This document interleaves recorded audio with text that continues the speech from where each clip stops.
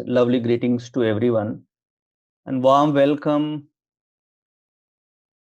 आज हम लोग कॉमन ट्रेडिंग मिस्टेक्स के बारे में बात करेंगे, यानी कि जो नए ट्रेडर्स हैं या जो पुराने भी ट्रेडर्स हैं, वो क्या क्या ट्रेडिंग में हम मिस्टेक्स करते हैं, और ये जो भी मिस्टेक्स हैं या ये सारे के सारे हम लोग डेली ट्रेड करके या जो प्रैक्टिकल एक्सपीरियंस से सीखा है, उन सब चीज़ों के बारे में हम लोग डिस्कस करेंगे। और ख़ास तौर से जो फ़ोकस होगा वो ऑप्शन ट्रेडिंग से रिलेटेड फ़ोकस होगा कि ऑप्शन ट्रेडिंग में क्या किया जाए जिससे हमारा लॉस मिनिमाइज़ हो सके, और किस तरीके के मिस्टेक्स को हमें अवॉइड करनी चाहिए जिससे कि हमारे प्रॉफिट्स भी हो सके और लॉसेस को हम कम से कम कर पाएँ। और उसके बाद कुछ हम ट्रिक्स भी समझेंगे, कुछ डेटा को समझेंगे कि किस तरीके से हमें डेटा देखना चाहिए, क्या इम्पोर्टेंट डेटा पॉइंट्स हैं। जो एजेंडा में है, कॉमन ट्रेडिंग मिस्टेक्स के बारे में बात करेंगे, स्पेशली हम ऑप्शन ट्रेडिंग से रिलेटेड होगा।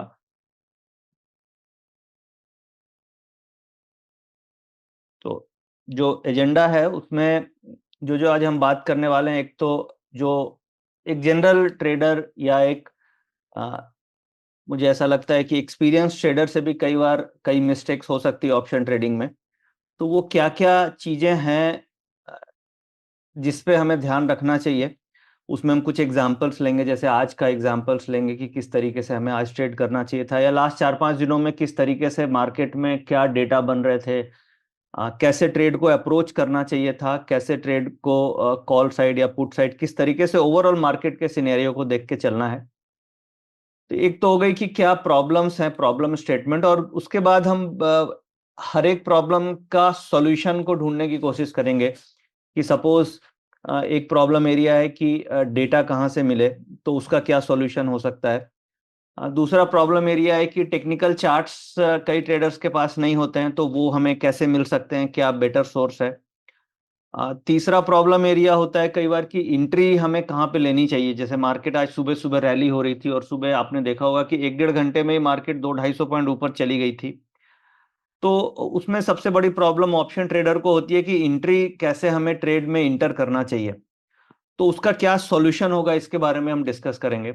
और उसके बाद एंट्री लेने के बाद फिर स्टॉप लॉस कैसे हमें डिसाइड करना चाहिए, और एंट्री करते समय कौन-सा स्ट्राइक प्राइस सेलेक्ट करना चाहिए। ये भी एक प्रॉब्लम स्टेटमेंट है जिसका सॉल्यूशन क्या होगा, उसके बारे में हम बात करेंगे।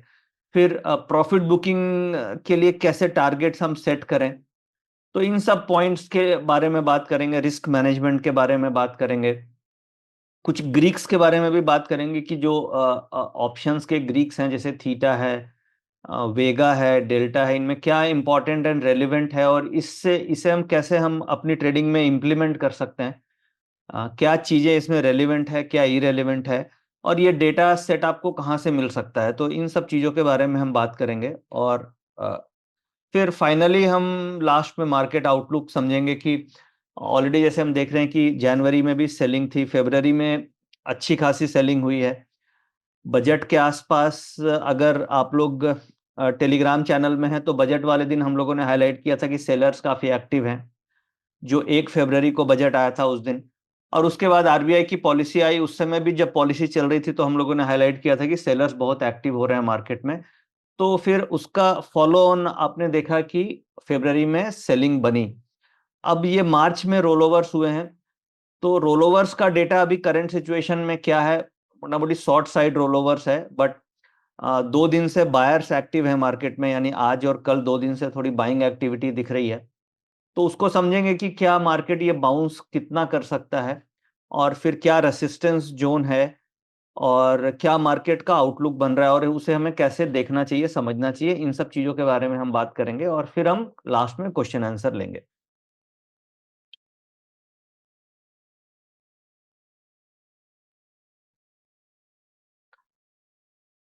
अब एक-एक पॉइंट को हम डिस्कस करते हैं कि क्या प्रॉब्लम है, उसका सॉल्यूशन क्या हो सकता है। तो एक तो जो मुझे लगता है कि जो ट्रेडर्स हैं, जो ऑप्शन ट्रेडिंग कर रहे हैं, उनको उनके पास कई बार सेट ऑफ डेटा नहीं होता, यानी कि जो डिसीजंस होते हैं ट्रेड लेने का, वो क्या तो हम रैंडम डिसीजन लेते हैं या टीवी पे देख करके डिसीजन ले लिए, या कुछ कंक्रीट मॉडल्स नहीं होते हैं, कुछ डेटा सेट नहीं होता है। जैसे मान लीजिए डेरिवेटिव डेटा और ट्रेंड, ये दो सबसे इंपॉर्टेंट फैक्टर है जो आपके पास ऑप्शन ट्रेडिंग करते समय हर ट्रेडर्स के पास होना चाहिए। अब ट्रेंड ट्रेंड का मतलब मार्केट का क्या ट्रेंड चल रहा है, मार्केट अप ट्रेंड में है या डाउन ट्रेंड में है, और उसका सपोर्टिंग में डेटा क्या बन रहा है। जैसे ऑप्शन में हम इंट्राडे ऑप्शन ट्रेडिंग कर रहे हैं, खासतौर से इंडेक्स ऑप्शंस में, क्योंकि इंडेक्स ऑप्शंस में इंट्राडे ज़्यादा वाइबल है कैरी फॉरवर्ड के हिसाब से, कैरी फॉरवर्ड रिस्की होती है। और इंट्राडे में 75 का लॉट साइज है। अगर इंट्राडे आप सही कर पाते हैं तो अभी मैं आगे कैलकुलेशन आपको समझाऊंगा कि अच्छी रिटर्न्स हम बना सकते हैं अगर हम इंट्राडे में भी ऑप्शंस को सही तरीके से करें। तो इंट्राडे करने के लिए बेसिकली हमें दो चीज सबसे इंपॉर्टेंट है जो हर ट्रेडर के पास होना चाहिए, और उसकी समझ होनी चाहिए, नहीं तो आप ऑप्शन में प्रॉफिट नहीं बना पाएंगे। सबसे इंपॉर्टेंट है कि ट्रेंड क्या चल रहा है मार्केट का। अब ट्रेंड में दो तरीके का ट्रेंड होगा, एक तो ओवरऑल ट्रेंड क्या चल रहा है, लॉन्ग टर्म ट्रेंड क्या चल रहा है, और दूसरा इंट्राडे ट्रेंड क्या चल रहा है। अब ये दोनों कैसे देखना है ये मैं आगे समझाता हूं एग्जांपल्स के साथ। और ये आपको जो मैं सोर्स बताऊंगा वो फ्री ऑफ कॉस्ट आपको कहीं से भी मिल सकती है। कोई भी चार्टिंग आपके पास होना चाहिए, तरीका कैसे है वो मैं आपको बताता हूं। तो ये इंपॉर्टेंट हो गया कि एक ट्रेंड आपके पास होना चाहिए। दूसरा, उस ट्रेंड के साथ साथ सपोर्टिंग डेटा होना चाहिए जिसे हम जनरली पीसीआर रेशियो के नाम से जानते हैं। जैसे आज आप देखेंगे तो मार्केट खुलने के बाद ओवरऑल ट्रेंड मार्केट का पॉजिटिव था और पीसीआर का डेटा भी काफी स्ट्रांग था। तो अब थर्ड पॉइंट आता है कि हमें एंट्री कहां पे लेनी है। तो जो एक मेन प्रॉब्लम एरिया है वो पॉइंट नंबर 1 है कि डेरिवेटिव डेटा और इंट्राडे ट्रेंड। अब दूसरा आ गया कि एंट्री। तो अब ये हम दो प्रॉब्लम का सॉल्यूशन पहले डिस्कस करते हैं, उसके बाद आगे डिस्कस करेंगे। तो ट्रेंड कैसे देखना है इसको हम समझते हैं, उसके बाद डेरिवेटिव डेटा कैसे देखना है इसको समझते हैं, और फिर तीसरा ट्रेड में एंट्री कैसे लेनी है इसको समझते हैं। अब देखिए, जब आपको ट्रेंड फाइंड आउट करना है तो उस केस में 1 मिनट।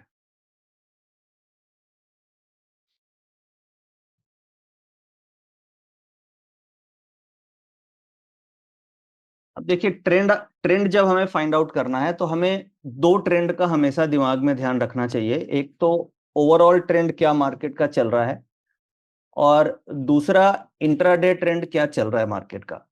तो सबसे इंपॉर्टेंट है overall trend, long term trend क्या मार्केट का चल रहा है। तो ये अभी आपके सामने मैंने निफ्टी और बैंक निफ्टी दोनों का ग्राफ खोला है। ये ग्राफ दिख रहे हैं आपको?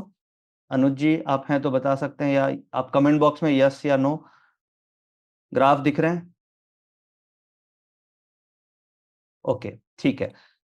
अब देखिए, सबसे पहले हम एक बार निफ्टी के ग्राफ को डिस्कस करते हैं सो दैट एक आइडिया भी लगेगा। ये निफ्टी का वीकली चार्ट है। ये week, every candle is a 1 week chart. हर कैंडल आपका 1 वीक का चार्ट है।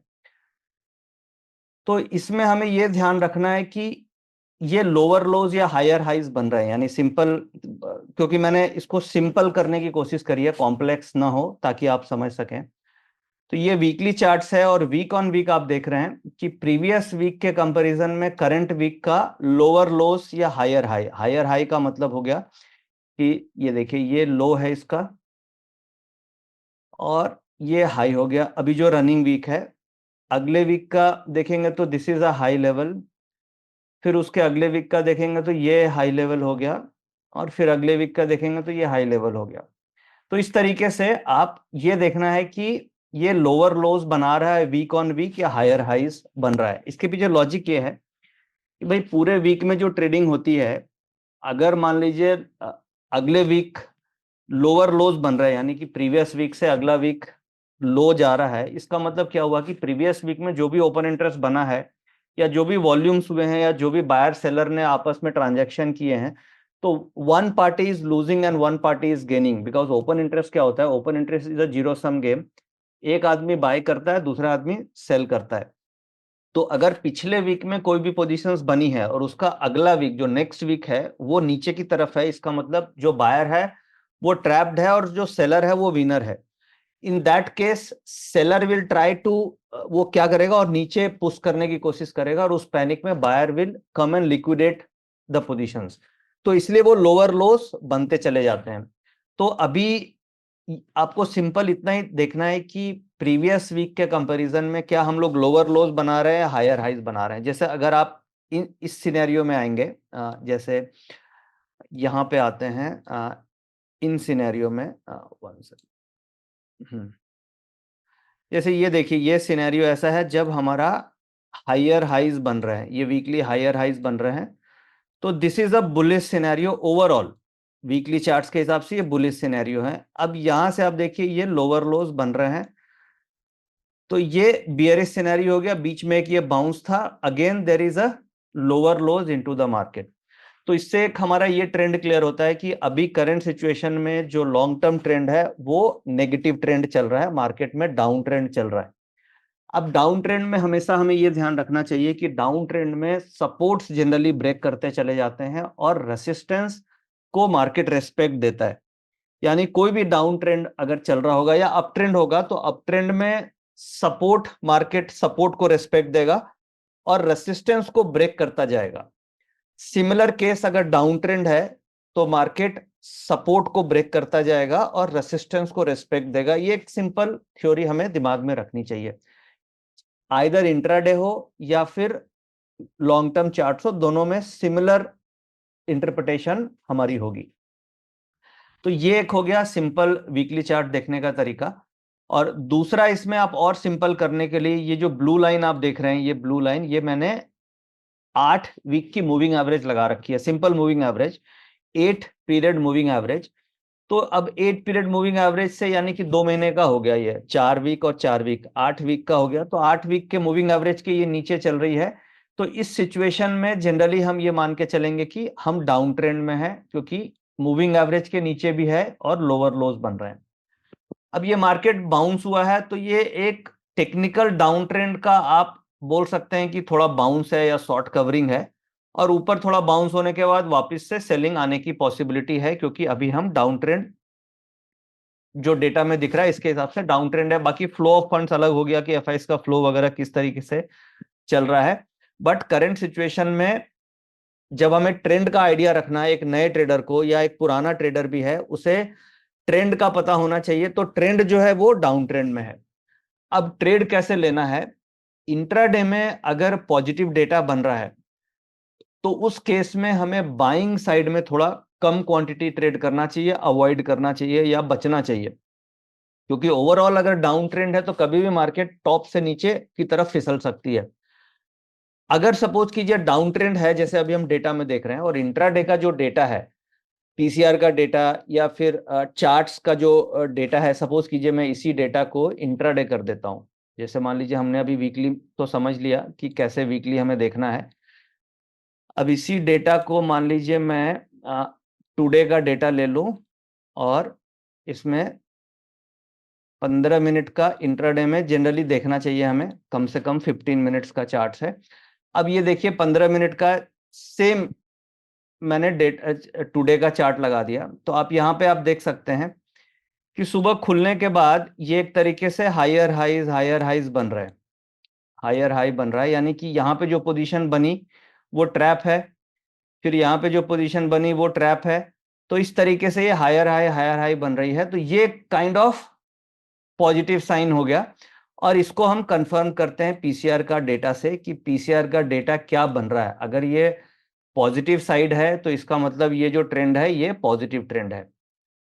तो अब इंट्राडे ट्रेडर के लिए क्या क्या इंपॉर्टेंट हो गया कि एक तो ओवरऑल ट्रेंड क्या चल रहा है और दूसरा इंट्राडे ट्रेंड क्या चल रहा है, ये हमें इस तरीके से समझ में आ जाएगा। और सिंपल आप कोई भी चार्टिंग, अगर आप गूगल में किसी भी, कई सारे जो ब्रोकिंग प्लेटफॉर्म है वहां पे आपको फ्री चार्ट्स मिलते हैं, वीकली चार्ट्स भी मिल जाएंगे, उसे आप कन्वर्ट करेंगे तो आपको 15 मिनट के भी चार्ट्स फ्रीली अवेलेबल हैं। तो आप उस चार्ट्स के थ्रू इसको देख सकते हैं, कोई भी सॉफ्टवेयर सब्सक्रिप्शन की इसमें आपको जरूरत नहीं है, क्योंकि वीकली चार्ट्स और इंट्राडे चार्ट्स फ्रीली अवेलेबल हैं। तो ये तो हो गया हमारा ट्रेंड के बारे में। और दूसरा पीसीआर का डेटा कैसे आपको देखना है, वो क्या चल रहा है, तो उसके लिए एक तो एनएससी की वेबसाइट है, वहां पे आप जा करके ऑप्शन चेन का डेटा देख सकते हैं, बट वहां पे प्रॉपर पीसीआर कैलकुलेट होकर के नहीं आती है। तो आपके पास एक आइडिया होना चाहिए कि ऑप्शंस में किस तरीके से पोजीशंस बन रही है, पुट्स में ज्यादा है कि कॉल्स में ज्यादा है। अगर पुट्स में ज्यादा होगी और कॉल्स में कम होगी, जैसे कि आज था, इसका मतलब डेटा पॉजिटिव साइड है। इम्बैलेंस जो है मार्केट का, वो कॉल पुट पुट और कॉल में अगर डिफरेंस देखेंगे तो पुट में ज्यादा राइटर्स, बेसिकली पुट में ज्यादा पोजीशन है, तो मार्केट ऊपर की तरफ जानी चाहिए। मार्केट हमेशा डिमांड सप्लाई के इम्बैलेंस पे चलती है। कोई भी स्टॉक हो या कोई भी ऑप्शन हो, ये प्राइस में मूवमेंट तभी आएगी जब डिमांड एंड सप्लाई का इम्बैलेंस होगा। अब पुट्स का मतलब हो गया कि मार्केट, जो पुट बायर हैं वो ये सोचते हैं कि मार्केट गिरेगी, और जो कॉल बायर है वो ये सोचते हैं कि मार्केट बढ़ेगी। अब इन दोनों में जहां पे इम्बैलेंस है, हमें उसको पकड़ करके ट्रेड करना होता है। तो अब आप ये डेटा कहाँ कहाँ देख सकते हैं? एक तो है कि अगर सब्सक्रिप्शन मॉडल में जाएंगे तो आपको एसएमसी का ऑटो ट्रेंडर है, वहां पे आप सब्सक्राइब करके ये डेटा देख सकते हैं। अगर आप कम फीचर्स के साथ जाते हैं तो गूगल में आप सर्च करेंगे पीसीआर डेटा, पीसीआर डेटा, तो आपको कई सारे फ्री वेबसाइट्स मिल जाएंगी जहां पे पीसीआर डेटा आपको फ्री में मिलता है। जैसे निफ्टी ट्रेडर है, सेंसिबल है, वहां पे कुछ कुछ फ्री में डेटा ये मिलते हैं, तो वहां से आप देख सकते हैं। और अगर आपको और डिटेल में देखनी है, उसके चार्टिंग वगैरह को देखनी है, तो आप ऑटो ट्रेंडर के सब्सक्रिप्शन मोड में जा सकते हैं। तो ये हो गया हमारा। अब हम दो दो प्रॉब्लम्स पे हम लोगों ने बात किया। अब वो फिर से आते हैं अपने पीपीटी में। तो अब ये क्लैरिटी हमें, अब ये आपको समझ में आ गया होगा कि डेरिवेटिव डेटा और ट्रेंड हमें कैसे देखना है। अब दूसरा हम बात करते हैं इंट्री पे, और कैसे हमें इंट्री लेनी चाहिए, क्या क्या राइट इंट्री पॉइंट्स होंगी, और फिर कुछ और जो मिस्टेक्स हैं जो एक न्यू ट्रेडर्स जनरली करता है। जैसे कि एक मैंने अपने एक्सपीरियंस से सीखा है कि नेकेड ऑप्शंस हमें ओवरनाइट कभी भी नहीं कैरी करनी चाहिए। अब मार्केट कितना भी क्लोजिंग में डेटा आपको नेगेटिव दिखा रहा है, अगले दिन ओपनिंग का कुछ भी पता नहीं है। क्योंकि अगर आप कल का और आज का एग्जांपल लें, तो कल क्लोजिंग में data negative, slightly negative side थे, और अगर आपने देखा होगा तो एसजीएक्स निफ्टी 130 पॉइंट नीचे गई। मार्केट सुबह फ्लैट टू पॉजिटिव खुली आज के दिन में, और 200-250 पॉइंट, 300 पॉइंट ऊपर चली गई। तो जो पुट पुट नेकेड पुट वाले बायर हैं, उनको एग्जिट करने का भी मौका जनरली नहीं मिलता है अगर हम नेकेड ऑप्शंस कैरी कर रहे हैं। तो जो भी मेजॉरिटी ऑफ द लॉसेस अगर ऑप्शन बायर्स को होते हैं, तो वो जनरली नेकेड ऑप्शंस में ही होते हैं। हेज ऑप्शंस में आपका रिस्क लिमिटेड है, और आप 100-150 पॉइंट के गैप अप में भी आराम से अपनी पोजीशन 15-20 पॉइंट के लॉस में निकल सकते हैं, अगर एक्सपायरी वाला दिन नहीं है तो। मान लीजिए आपकी एक्सपायरी वाला दिन है तो वो अलग बात है, वहां पे प्रीमियम इरोजन होगा। बट अगर अदर देन एक्सपायरी डेज है, तो आप 15 से 20 रुपए के लॉस में बड़े आराम से हेज वाली में निकल सकते हैं। तो मेरे हिसाब से अगर आप ऑप्शन की पोजीशन कैरी फॉरवर्ड करना चाहते हैं, तो क्लोजिंग के समय आपको हेज करके जाना चाहिए, और अगले दिन फिर उसको रिव्यू करके आप हेज को तोड़ सकते हैं। But but naked option carry करना, ये आपको, अगर आप 1 साल का अपना एनालिसिस करके देखेंगे, तो आप देखिएगा कि आपका जो मेजर लॉस हुआ है ऑप्शंस में, वो नेकेड ऑप्शंस कैरी करने से ही हुआ होगा। क्योंकि इंट्राडे में हम छोटा प्रॉफिट बुक कर लेते हैं, लॉस वाली पोजीशन ही जनरली कैरी होती है, प्रॉफिट वाली तो कैरी होती नहीं है, लॉस वाली ही कैरी होती है, और लॉस वाली कैरी होती है तो वो और बड़े लॉस में कन्वर्ट हो जाती है। तो इसलिए हमें नेकेड ऑप्शंस कैरी नहीं करनी चाहिए।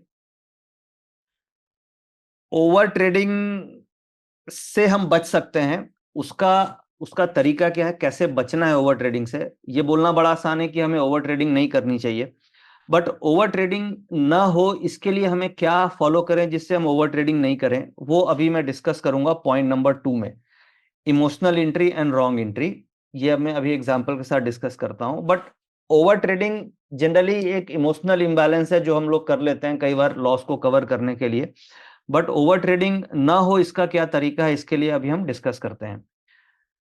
नॉट हैविंग चार्टिंग सॉफ्टवेयर और डेटा, तो अगर कोई भी प्रोफेशन हो, चाहे लॉयर हो या इंजीनियरिंग हो या फिर डॉक्टर हो, हर प्रोफेशन में देखिए उनके पास अपने अपने इंस्ट्रूमेंट्स होते हैं। जैसे मान लीजिए आप अगर डॉक्टर हैं तो उनके पास भी एक्सरे मशीन होगी, उनके पास भी जो उनके चेक करने के अलग अलग पैरामीटर्स होते हैं वो मशीन्स होती हैं। या अगर कोई अगर स्किल्ड या अनस्किल्ड लेबर भी है तो उसके पास भी आप देखेंगे तो अपना हथौड़ी है, छेनी है, उसके पास अपने इंस्ट्रूमेंट्स होते हैं। वैसे ही एक ट्रेडिंग इज अ प्रोफेशन, ऐसा नहीं है कि हम ट्रेडिंग से ऐसे ही प्रॉफिट बना लेंगे। तो हमारे पास कोई ना कोई टूल होना चाहिए। जैसे अभी क्या है कि ज्यादातर आप ऑप्शन ट्रेडर्स को देखेंगे, जैसे हम लोग ब्रोकिंग इंडस्ट्री में देखते हैं, हम अपने क्लाइंट्स को भी देखते हैं, तो क्लाइंट्स के पास भी कोई ये चार्टिंग सॉफ्टवेयर भी नहीं होता है, कोई उनके पास नॉलेज भी नहीं होती है। तो अगर हमें इस प्रोफेशन में प्रॉफिट कमाना है, एक तो हो गया कि हम ऐसे ही कर रहे हैं ट्रेडिंग, उसमें आपको कभी लॉस हो रहा है कभी प्रॉफिट हो रहा है, बट अगर हम डेडिकेशन के साथ प्रॉफिट बनाना चाहते हैं तो आपके पास ऑप्शन ट्रेडिंग करने के लिए कोई ना कोई चार्टिंग सॉफ्टवेयर होना चाहिए। बिना चार्टिंग सॉफ्टवेयर के आप प्राइस एनालिसिस नहीं कर सकते, क्योंकि प्राइस एनालिसिस आप प्राइस को देख करके मिसगाइड हो जाएंगे। आपके पास चार्ट्स रहेंगे, इंडिकेटर्स रहेंगे, डेटा रहेंगे, तो एक हद तक आप आइडिया लगा पाओगे कि मार्केट का क्या डायरेक्शन बन रहा है। तो चार्टिंग सॉफ्टवेयर में कई सारे मार्केट में सॉफ्टवेयर्स आते हैं। स्पाइडर बोल के एक सॉफ्टवेयर, एक फैल्कन है जो हम लोग रिसर्च में यूज करते हैं, हमारी रिसर्च टीम यूज करती है फैल्कन। उसमें कई सारे स्कैनर्स वगैरह हैं, वो अच्छा सॉफ्टवेयर है, वो आप एक्सप्लोर कर सकते हैं। गूगल में आप सर्च कीजिएगा फैल्कन तो आपको उसकी वेबसाइट मिल जाएगी, फिर आप इंक्वायरी कर सकते हैं। ये प्योर चार्टिंग के लिए है। एक मेटास्टॉक है, मेटास्टॉक भी आप देख सकते हैं, बट वैल्यू फॉर मनी में जाएंगे तो falcon is a better option. एक फियर ऑफ मिसिंग आउट है, ये भी हमें बहुत प्रॉब्लम क्रिएट होती है। जैसे आज के दिन में हम एग्जांपल से समझते हैं कि फियर ऑफ मिसिंग आउट में हमें जनरली लॉस हो जाता है, तो अब हम ये दिखते हैं इमोशनल एंट्री, रॉन्ग एंट्री और फियर ऑफ मिसिंग आउट, इसको हम कैसे ओवरकम कर सकते हैं और क्या टेक्निक्स हम यूज करना चाहिए इसके लिए।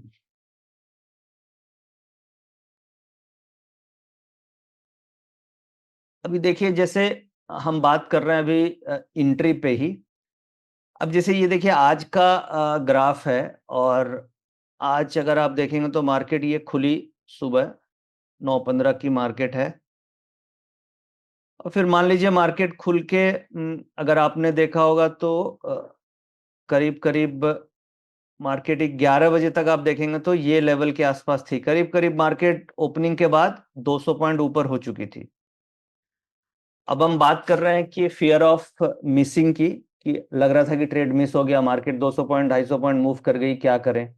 फियर ऑफ मिसिंग आउट, या रॉन्ग एंट्री या राइट एंट्री कहाँ पे लें, हम इसके बारे में अभी बात कर रहे हैं। या ओवर ट्रेडिंग कैसे हम कम करें, इसके बारे में हम बात कर रहे हैं। ठीक है, पेशेंस ट्रेडिंग में चाहिए आपको। अब ये मूव निकल गई, कोई बात नहीं, हमें ट्रेड में एंट्री हमेशा लेनी है वॉल्यूम वेटेड एवरेज के आसपास। जैसे मान लीजिए आज का डेटा अगर आपने देखा होगा तो पीसीआर का डेटा पॉजिटिव है, नंबर 1। नंबर 2, अगर ट्रेंड के बारे में हम लोगों ने बात करी, जो हायर हाइज या जो अभी हमने कैंडल स्टिक चार्ट्स देखा था, वो भी अगर आपने देखा होगा तो हायर हाइज और पॉजिटिव ट्रेंड आज बन रहा था। तो उसको देखते हुए अगर हमें एंट्री लेनी है तो किस लेवल पे एंट्री लेनी चाहिए कॉल ऑप्शन में, तो वो एंट्री आपको बनती है हमेशा वॉल्यूम वेटेड एवरेज के आसपास। अब हम ओवर ट्रेडिंग को कैसे अवॉइड करेंगे। अब मान लीजिए मार्केट में ये रैली बन रही है, ये रैली यहां आ गई, यहां आ गई, तो फियर ऑफ मिसिंग आउट, हमें लग रहा है कि हमारा ये ट्रेड छूट गया।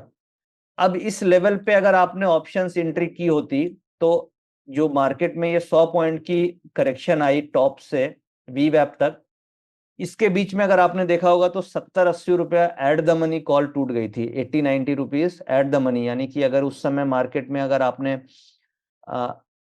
22,300 350 की कॉल ऑप्शन ली होती तो वो 140-50 रुपए से घट के 70 रुपए आ गई थी, 50% प्राइस इरोजन हुआ था।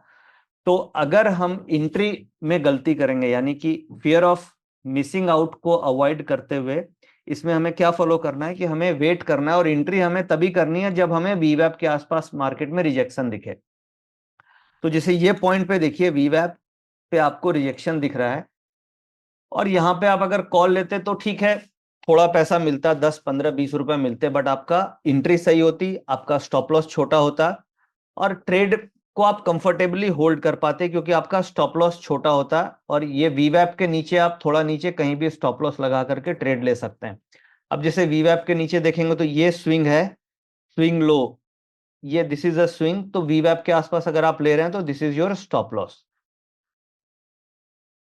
तो अब बेसिकली अब मैं यहां पे समराइज करता हूं इस पॉइंट को कि ओवर ट्रेडिंग को अवॉइड करने के लिए हमें क्या ध्यान में रखना है कि हमें एंट्री पे फोकस करनी है, और एंट्री हमें वीवैप पे मिले तभी लेनी है, अदरवाइज हमें ट्रेड को छोड़ देना है, उस दिन को छोड़ देना है। अगर हमें वीवैप पे नहीं मिलेगी तो हम उस केस में उस दिन को छोड़ देंगे बिल्कुल। जैसे फॉर एग्जाम्पल और एक और कल का देखते हैं। कल का डेटा अगर आपको ध्यान हो तो कल का डेटा पूरे दिन तक पीसीआर का डेटा पॉजिटिव था। पीसीआर का डेटा अगर आपने कल ऑब्जर्व किया होगा तो ये करीब करीब पॉजिटिव साइड में डेटा था 4 तारीख को।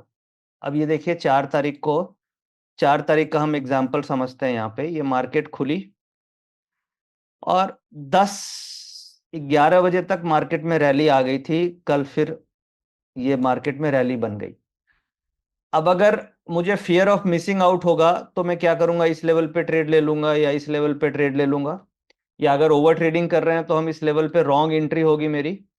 राइट एंट्री कहां पे होगी, ये एक वीवैप पॉइंट है जहां से रिजेक्शन पॉसिबल है। दिस इज सेकेंड अटेम्प्ट हुआ जहां से वीवैप के आसपास मार्केट कंसोलिडेट करी ये लेवल्स, और फिर यहां से एक बाउंस आपको देखिए मिला। तो अगर हम यहाँ पे कॉल ऑप्शन में ट्रेड कर रहे होते तो ये करीब करीब 100 पॉइंट का निफ्टी में बाउंस है, 80-90 पॉइंट का, 190 पॉइंट का बाउंस है, यहाँ पे आप ऑप्शंस में प्रॉफिट बुक कर लेते। तो बेसिकली इससे लर्निंग यही है कि हमें वेट करना होगा पेशेंस के साथ, और हमें एंट्री वीवैप के आसपास ही लेनी चाहिए, और वो पूरे दिन में आपको एक न एक बार मौका मिलेगा। वीवैप के जितना क्लोजर आप लेंगे उतना ज्यादा आपका राइट एंट्री प्राइस आपको मिलेगी, और जितना दूर लेंगे वो क्या है, वो मार्केट में फिर आप उसी लेवल से आपका टाइम वैल्यू डिके, और अगर हल्का सा भी वीवैप की तरफ मार्केट आ गया तो आपको लॉस काफी हो सकता है। क्लियर? तो ये बेसिकली ये हमें ध्यान में रखना है कि एंट्री किसी भी कंडीशन में वीवैप से दूर ना हो।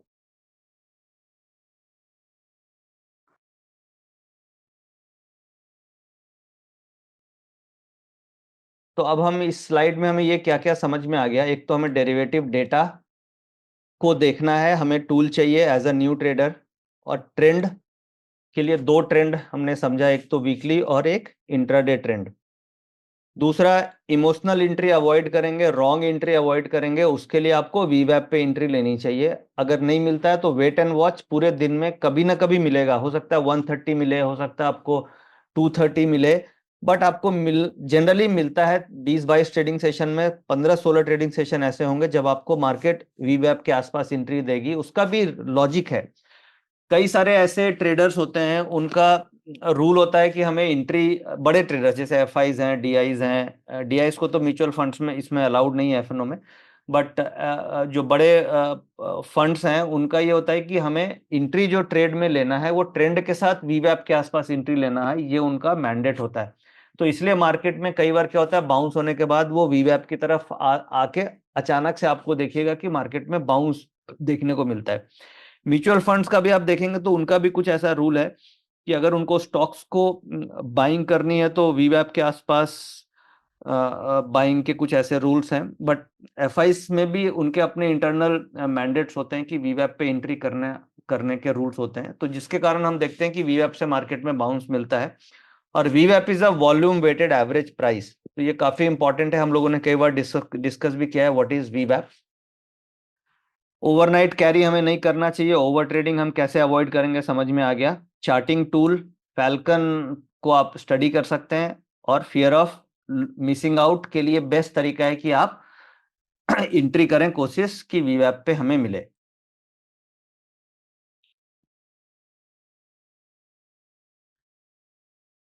अब देखिए ऑप्शंस, ऑप्शंस की अंडरस्टैंडिंग भी हमें होना चाहिए। अगर हम ऑप्शन ट्रेडिंग कर रहे हैं तो आजकल क्या है, सारे ट्रेडर ये चाहते हैं कि हम खाली नेकेड ऑप्शन ट्रेड करें, हम प्लेन वेनिला कॉल ऑप्शन ले लें, प्लेन वेनिला पुट ऑप्शन ले लें और प्रॉफिट हो जाए। तो ये हर मार्केट कंडीशन में पॉसिबल नहीं है।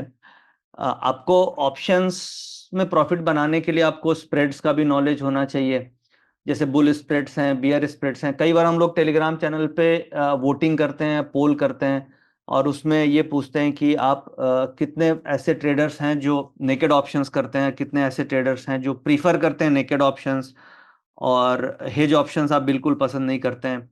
तो जनरली हम लोग देखते हैं कि 30% ही ऐसे ट्रेडर्स हैं जो हेज ऑप्शंस को समझते हैं या प्रीफर करते हैं, और बाकी 70% ट्रेडर्स चाहते हैं कि वो नेकेड ऑप्शंस में ही करें। तो नेकेड ऑप्शंस ठीक है, इजी लगती है, बट नेकेड ऑप्शंस एक तरीके से काफी रिस्की है, क्योंकि उसकी विनिंग प्रोबेबिलिटी केवल 33% ही होती है। आप ऑप्शन जब बाई करते हैं तो आपने ऑप्शन बाई किया तो आपको प्रॉफिट कब आएगा? जब मार्केट, कॉल ऑप्शन अगर आपने लिया तो मार्केट ऊपर जाएगी तो प्रॉफिट आएगा, मार्केट नीचे जाएगी तो लॉस आएगा, और उसी लेवल पे रह गई तो टाइम वैल्यू डिके हो जाएगी। तो 33% चांसेस ये हैं कि मार्केट ऊपर जाएगा, 33% चांस है नीचे जाएगा, और 33% ये भी चांस है कि साइडवेज हो जाएगा मार्केट।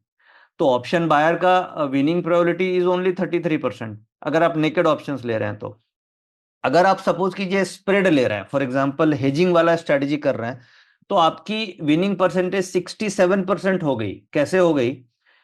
आपने ऊपर जाने में प्रॉफिट है और नीचे जाने में लॉस है, बट साइडवेज होने में आपको लॉस ही नहीं आएगा, क्योंकि आपने स्प्रेड बना दिया। एक कॉल लेकर के एक कॉल आपने बेच दिया तो वो बुल कॉल स्प्रेड हो गया। तो आपका टाइम वैल्यू का जो रिस्क है वो खत्म हो गया ना, उसमें थीटा का डिके तो होएगा नहीं, क्योंकि आपने एक कॉल खरीद रखी है, एक कॉल बेच रखी है। तो जरा सा यहाँ पे हम लोगों ने स्ट्रैटेजी में ट्विकिंग करने से क्या हुआ, अपनी विनिंग प्रोबेबिलिटी को 33% से 67% पे ले आए। तो जब आपको एकदम क्लैरिटी है कि नहीं, कॉन्फिडेंस आ रहा है, तो आप नेकेड कर लीजिए। जब लग रहा है कि नहीं, थोड़ा सा मार्केट साइडवेज है, कई बार जैसे सेंसेक्स की एक्सपायरी होती है मंगलवार को, तो अब मंगलवार को आप देखेंगे ज्यादातर मार्केट साइडवेज हो जाती है, टाइम वैल्यू डिके होने लगता है, क्योंकि सेंसेक्स की एक्सपायरी होने लग गई। तो उस दिन आपको नेकेड ऑप्शंस करेंगे तो आपका थीटा डिके चला जाएगा। थर्सडे को भी आजकल जब से एक्सपायरी हो रही है, तो करंट वीक में हम लोग देख रहे हैं कि टाइम वैल्यू डिके ज्यादा हो रही है, अगले वीक में मूवमेंट मिलती है, करंट वीक में थीटा डीके होता है। तो अब तो थर्सडे की जगह मंडे को एक्सपायरी हुआ करेगी, बट फिर भी एक्सपायरी वाले दिन अगर ऐसा लग रहा है कि मार्केट रेंज बाउंड है, तो उस केस में हमें क्या करना चाहिए? नेकेड ऑप्शंस की बजाय हमें हेजिंग ऑप्शंस में जाना चाहिए। उससे क्या है, आपने सिंपल कैलकुलेशन है कि 33% जो विनिंग परसेंटेज है नेकेड ऑप्शंस बायर की, अगर आपने उसे हेज कर दिया तो आपकी विनिंग परसेंटेज 67% हो गई उसी जगह से जहां से आपने एंट्री करी। बाकी अगर आपका ट्रेंड सही हो गया, आपका डेटा काम कर गया, तो आपको वहां से प्रॉफिट मिल जाएगा, और डेटा काम नहीं किया तो आप छोटे लॉस में निकल जाओगे। तो इसलिए यहाँ पे मेरा ये, इस पॉइंट पे मैं ये हाईलाइट करना चाह रहा हूं कि हमें ऑप्शंस की अंडरस्टैंडिंग को एकदम लिमिट नहीं रखना चाहिए कि हम केवल नेकेड ऑप्शंस ही करेंगे, हम हेज ऑप्शन नहीं करेंगे। और ये एक बहुत बड़ा मिथ है कि हेजिंग में बहुत ज्यादा मार्जिन लगता है। ऐसा नहीं है। आपको एक्सचेंज मार्जिन्स का बेनिफिट देती है। जब आप एक ऑप्शन बेचते हैं, केवल प्लेन ऑप्शन बेचते हैं, तो वहां पे आपको 1.5 तो करीब 1.5 करोड़ का मार्जिन लगता है। बट आप एक खरीद के एक बेच रहे हैं, तो ये 60-65 हजार में आपका एक लॉट बन जाता है। मतलब 50 से 60 हजार के बीच में आपका ये काम हो जाता है, क्योंकि आपने हेजिंग कर ली है। तो ये भी एकदम क्लियर है कि कैपिटल भी आपकी बहुत ज्यादा लग नहीं रही है, रिस्क भी आपका कम है। तो आपको कम से कम नए ट्रेडर्स जो जो ऑप्शन मार्केट में आना चाह रहे हैं, और मार्केट की वॉलेटिलिटी भी है काफी, तो रिस्क को अगर आपको कंट्रोल करना है तो आपको ऑप्शंस में अदर एवेन्यूज को भी स्टडी करना चाहिए, और मार्केट के सिनेरियो के हिसाब से आपको स्ट्रेटजी प्ले करनी चाहिए। तो ये पॉइंट है कि lack of understanding of options, मतलब अंडरस्टैंडिंग ऑफ ऑप्शंस की जगह ये पॉइंट बेहतर होगा कि लैक ऑफ, आप बहुत ज्यादा एक्सप्लोर नहीं कर रहे हैं, आप बहुत ज्यादा limited side buy only as a naked options traders, हम ज्यादातर ट्रेडर हैं, तो हमें एक्सप्लोर करना चाहिए कि हम हेज वाले में भी कैसे ट्रेड कर सकते हैं।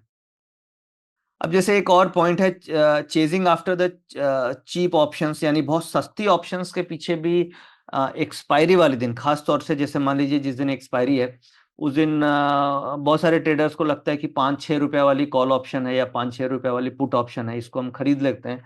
ज्यादा से ज्यादा क्या होगा, मेरा 6-7 रुपए का नुकसान हो जाएगा, और अगर मार्केट ऊपर हो गई तो मुझे 25-30 रुपए हो जाएंगे। तो अगर आप ये स्ट्रेटजी को देखेंगे तो ज्यादातर केसेस में वो 5-6 रुपए आपकी जीरो हो जाती है। तो ये बहुत ज्यादा, कई बार नए ट्रेडर्स या जो वॉल्यूम में कर रहे हैं, कई बार वो वॉल्यूम में ले लेते हैं, तो उनका पूरा कैपिटल इरोड हो जाती है। तो ये भी हम लोगों ने ऑब्जर्व किया है कि हमें बहुत सस्ती ऑप्शंस को अवॉइड करनी चाहिए। इसमें ध्यान क्या रखना है, इसमें कैसे कौन सी ऑप्शंस हमें अवॉइड करनी चाहिए, इसके लिए हम एक एक्सेल शीट समझ लेते हैं। अभी मैंने एक्सेल आपके सामने खोला, एक्सेल दिख रही है मेरी? यस लिख सकते हैं चैट में आप। एक्सेल आ रही है मेरी, जिसमें डेल्टा थीटा दिख रहा है। ओके, ठीक है। अभी देखिए ये, अब हम यहाँ पे थोड़ा ग्रीक समझ लेते हैं। अब देखिए ये अभी आपके सामने कल की एक्सपायरी का ये ऑप्शन है। अब अभी मार्केट आप देखेंगे तो ये बंद हुई है 22,335 के आसपास, स्पॉट लेवल है 22,335 के आसपास स्पॉट लेवल है, करेक्ट। और 22,300 की जो कॉल ऑप्शन है ये 104 रुपया बंद हुई है, कल एक्सपायरी है, कल एक्सपायरी है। तो कल अब इसका थीटा देखिएगा, टाइम वैल्यू, टाइम वैल्यू अब देखिएगा तो अभी तो ये करीब करीब 60 रुपए के आसपास का टाइम वैल्यू दिख रहा है हमें। यानी कि ये ऑप्शन कल अगर इसी लेवल पे मार्केट खुली, मार्केट में कुछ भी नहीं हुआ और मान लीजिए मार्केट इसी लेवल पे खुल गई, तो ये 60 रुपए का प्रीमियम आपका ऐसे ही हवा में उड़ जाएगा बिना कुछ हुए। यानी कि मार्केट जो बंद हुई है, अभी मार्केट बंद हुई है 22,337, ये स्पॉट लेवल बंद हुआ है। और मैं एज्यूम करता हूं कि मार्केट इसी लेवल पे खुल जाए, तो ये जो 104 रुपए का 22,300 का प्रीमियम है, ये आप देख पा रहे हैं, जो आज की क्लोजिंग है 104 रुपया, ये 60 रुपए का थीटा है, टाइम वैल्यू है। तो आप ये मान के चलिए 104 माइनस 60 रुपया, यानी कि करीब ये 40-45 रुपए की ये ऑप्शन खुलेगी, जबकि मार्केट फ्लैट खुल रही है उसी लेवल पे। तो अब नए ट्रेडर्स या कई सारे पुराने ट्रेडर्स भी हैं ऑप्शन में, जिनको पता ही नहीं है कि जो स्ट्राइक वो कैरी कर रहे हैं उसका थीटा कितना है।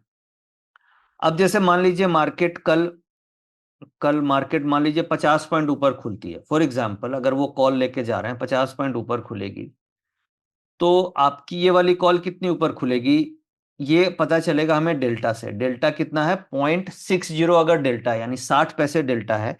और डेल्टा ये बताता है कि 1 रुपया मार्केट के खुलने से मेरी ऑप्शंस कितने रुपया ऊपर खुलेगी। तो 1 रुपया ऊपर खुलने से ये बता रहा है कि 60 पैसे ऊपर खुलेगी।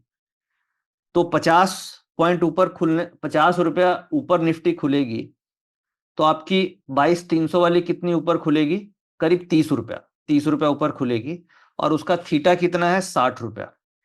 तो 60 रुपया थीटा चला जाएगा और 30 रुपया मार्केट के 50 पॉइंट ऊपर खुलने से ये कॉल खुलेगी। तो भी आप नेट देखिएगा तो आपको ये ऑप्शन 104 वाली हो सकता है 90 90 95 खुले, अगर मार्केट 50 रुपया ऊपर भी खुलेगी तो बेसिकली मैं यहाँ पे क्या हाईलाइट करने की कोशिश कर रहा हूं कि देखिए, ऑप्शन ट्रेडिंग हम लोग सभी चाहते हैं कि ऑप्शन में हम सबको प्रॉफिट हो, बट ऑप्शन में ये चीजों को समझना बहुत जरूरी है कि उसका डेल्टा कितना है, थीटा कितना है। कम से कम ये दो ग्रीक्स आपको पता होना चाहिए कि क्या डेल्टा है, डेल्टा वैल्यू आपके स्ट्राइक का कितना है और आपके स्ट्राइक का थीटा वैल्यू कितना है।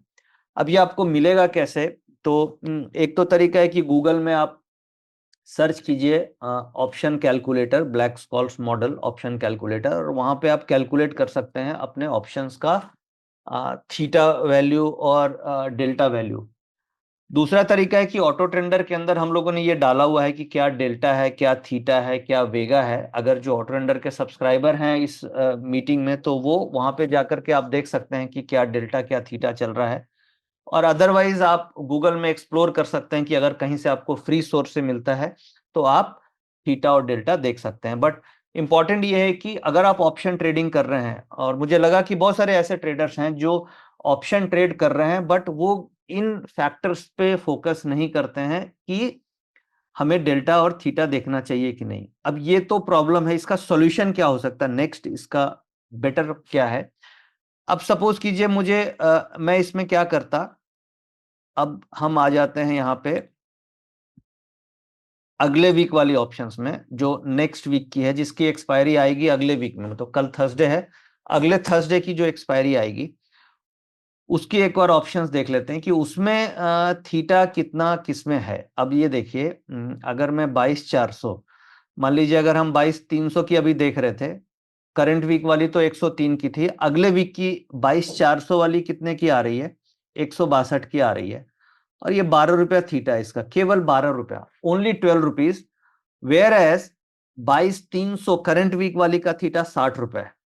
अब मुझे सपोज कीजिए नेकेड ऑप्शन ही लेके जाना है, मैं नेकेड ऑप्शन ही लेके जाऊंगा, तो मेरे लिए बेहतर क्या है? मेरे लिए बेहतर अगले वीक की 22,400 है या करंट वीक की 22,300 है?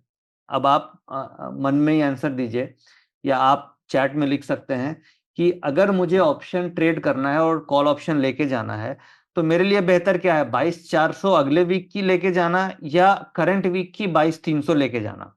क्योंकि करंट वीक में आप अगर 22,300 लेकर के जाएंगे तो आपका कल एक्सपायरी है, मार्केट नीचे खुली तो वो पूरा का पूरा प्रीमियम उड़ जाएगा। और अगले वीक में और थीटा भी ज्यादा है और सेम लेवल पे खुली या ऊपर खुली तो भी प्रॉफिट नहीं मिलेगा। वेयर एज अगर आप अगले वीक में ट्रेड कर रहे हैं तो आपको वहां पे लॉस के चांसेस कम हो जाएंगे।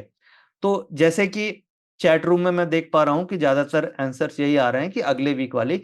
तो बेसिकली यहाँ पे पॉइंट ये समझने वाली चीज है कि जिस दिन एक्सपायरी है, जैसे कल एक्सपायरी थर्सडे को होगी, तो आप एक्सपायरी वाले दिन अगर आपको सही पकड़ में आ गई तो करंट वीक में तो आपको मूवमेंट फास्ट मिलेगी।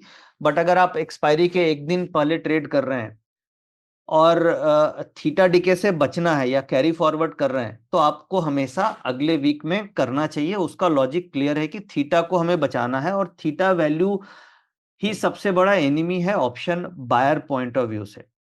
तो अगर आप नेकेड ऑप्शन ट्रेड कर रहे हैं तो थीटा फिर अगले वीक में कम होगा, आप फिर अगले वीक की थीटा लीजिए, अगले वीक का ऑप्शन लीजिए। और अगर आप हेजिंग कर रहे हैं, सपोज कीजिए मैं स्प्रेड्स कर रहा हूं, बुल स्प्रेड्स या बियर स्प्रेड्स, तो उस केस में तो फिर आप हेजिंग में तो आपका थीटा बराबर हो जाता है, क्योंकि आपने करंट वीक वाला नए नियर वाली खरीदी है और ऊपर वाली बेच दी है, तो थीटा आपका वहां पे बराबर हो जाता है, तो उसमें फिर भी रिस्क मेरा कम हो जाता है।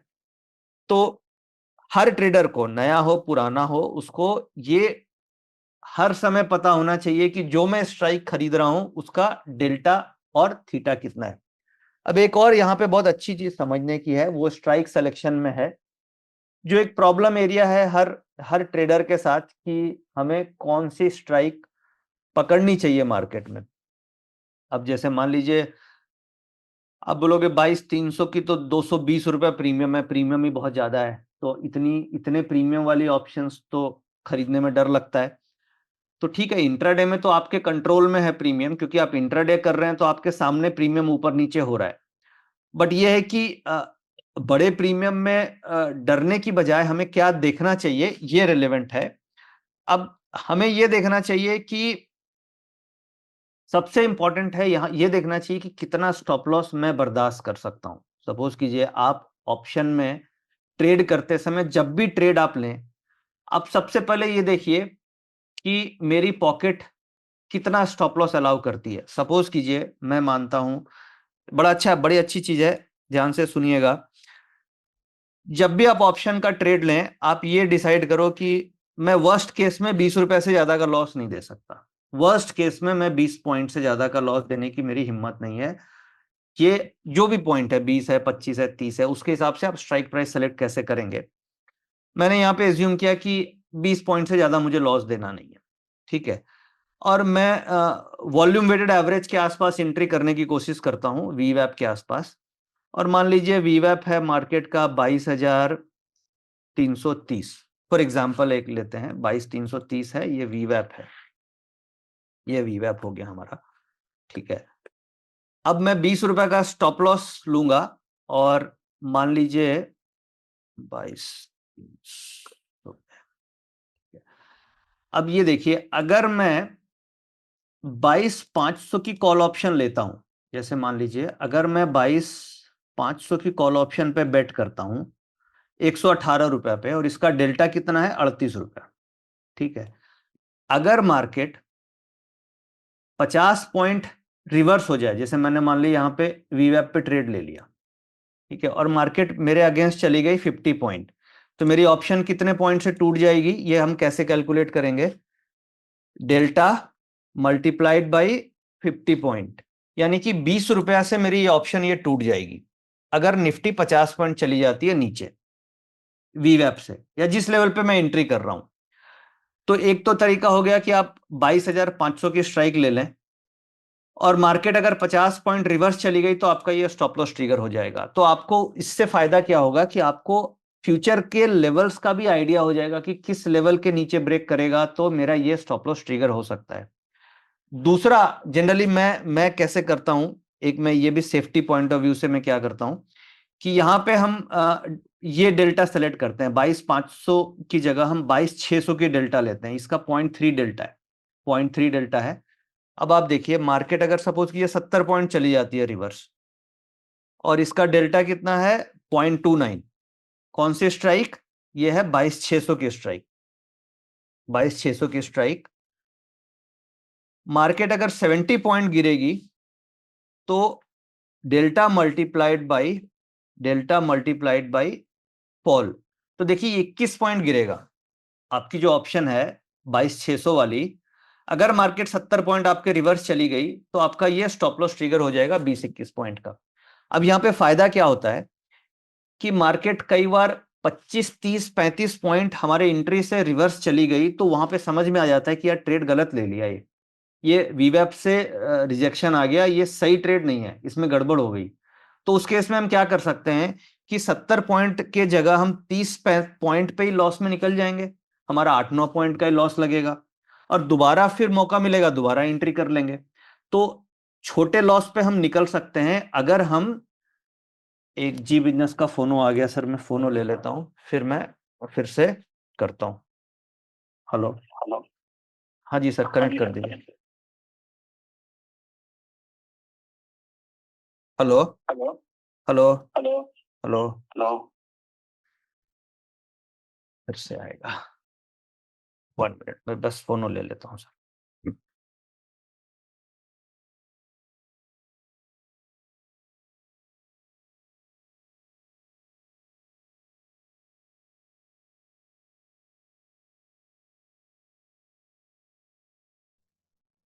तो बेसिकली यहाँ पे हम ये बात कर रहे थे कि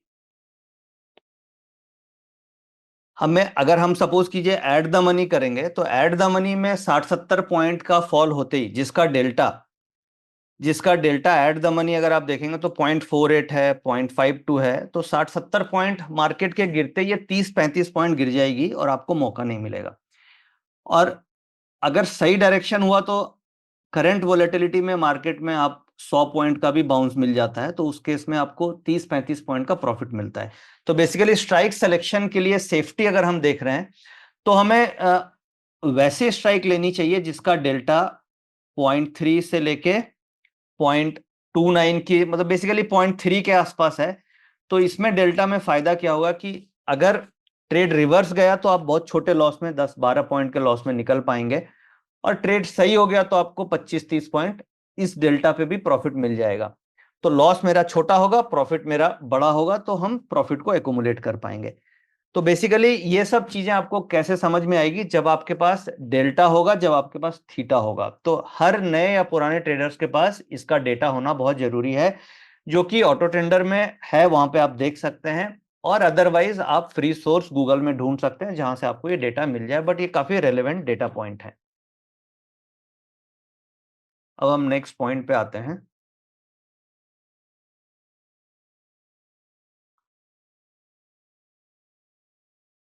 तो ये हो गया अंडरस्टैंडिंग ऑफ ऑप्शंस। सस्ती ऑप्शंस हमें नहीं लेनी चाहिए बहुत ज़्यादा, अगर जिसका डेल्टा 0.1 है वो लेके कोई फायदा नहीं है। कम से कम आप, बहुत ज़्यादा है तो 0.3 तक जा सकते हैं, बट 0.1 वाला डेल्टा लेंगे तो आपको उसमें प्रॉफिट नहीं मिलेगा, क्योंकि डेल्टा का इम्पैक्ट, थीटा का इम्पैक्ट ज़्यादा हो जाएगा डेल्टा का इम्पैक्ट से। तो बेसिकली हमें ये देखना होता है कि मोमेंटम में थीटा का इम्पैक्ट डेल्टा का इम्पैक्ट से कम हो, तभी हमें ज्यादा उसमें बेनिफिट मिलेगा।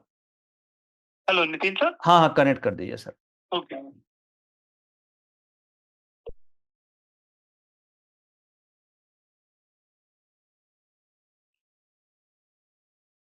जो स्ट्रेंथ है मेटल, तो ऑटो और मेटल ये दोनों पे मेरा पूरा ध्यान रहेगा। 2 मिनट सर, 2 मिनट। मेरा फेवरेट इस समय रहेगा, और इन ऑटो एंड टाटा मोटर्स और बजाज ऑटो ये दोनों मेरे फेवरेट रहेंगे इन इन ऑटो सेक्टर। हेवीवेट्स में, और मेटल्स में टाटा स्टील मेरा फेवरेट रहेगा और जिंदाल स्टील। ये 4 स्टॉक पे मेरी नजर रहेगी। ओवरऑल ऑफकोर्स मिड कैप में बहुत सारे अच्छे मौके मिलेंगे, लेकिन अगर आप लार्ज कैप में ज्यादा ध्यान दें तो आपको अगर छोटी मोटी गिरावट आती है तो में आप बच सकते हैं, क्योंकि ऑलरेडी हमने एक अच्छी बढ़त देखी है, ऑलमोस्ट और 300 पॉइंट ऊपर में बढ़त देखी है, और कल के दिन में हम और 100-125 पॉइंट अगर ऊपर देखते हैं तो वहां पे छोटा सा कंसोलिडेशन डेफिनेटली होगा, तो लार्ज कैप में रहना इज बेटर।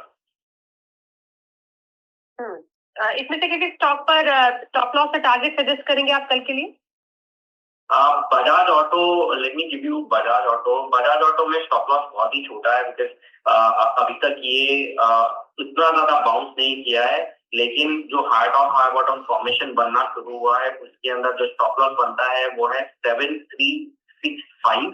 ये एक स्टॉप लॉस बनता है बजाज ऑटो का, बहुत ही छोटा स्टॉप लॉस है, और ऊपर में मुझे लगता है कि बहुत ही शार्प बाउंस बैक मिल सकता है, दैट कैन गो टू 7700, 7700 तक जा सकता है। ऑलराइट, 7365 स्टॉप लॉस, 7700 डबल, मतलब 7700 का टारगेट बजाज ऑटो में रखने की आपके लिए आ रही सलाह। नितिन जी हमारे साथ है ऑप्शन स्ट्रैटेजी के लिए। सर स्वागत करते हैं, जानना चाहेंगे आपसे कल की ऑप्शन स्ट्रैटेजी। देखिए मैडम, कल हम टारगेट करेंगे नेक्स्ट वीक की 22,200 की पुट ऑप्शन, जो बंद हुई है 103-4 के आसपास, बट ऐसा लग रहा है कि हो सकता है एक्सपायरी वाले दिन थोड़ी पॉजिटिव खुले मार्केट कल, तो ये आपको 80-85 के रेंज में मिल सकती है, वो सुटेबल बाइंग प्राइस है। यानी ट्रेड ये है कि अगले वीक की 22,200 की पुट खरीदनी है 80 से 85 के बीच में, स्टॉप लॉस होगा 60 रुपए का, और टारगेट आपको मिलेंगे 125 से 140 तक के। तो हम अगले वीक की पुट ऑप्शन पे बेट करेंगे कल के दिन। ओके, तो अगले हफ्ते की पुट ऑप्शन पर 22,200 की पुट ऑप्शन पर बेट कीजिए। 80 से 85 के बीच में खरीदारी की सलाह, 60 का स्टॉप लॉस, 125 140 के दूसरे टारगेट के लिए। ये है आपके लिए कल के लिए ऑप्शन स्ट्रैटेजी नितिन जी की तरफ से। थैंक यू नितिन जी हमसे शो में बातचीत करने के लिए, and thank you so much Somil ji, आपका भी शो में शामिल हो।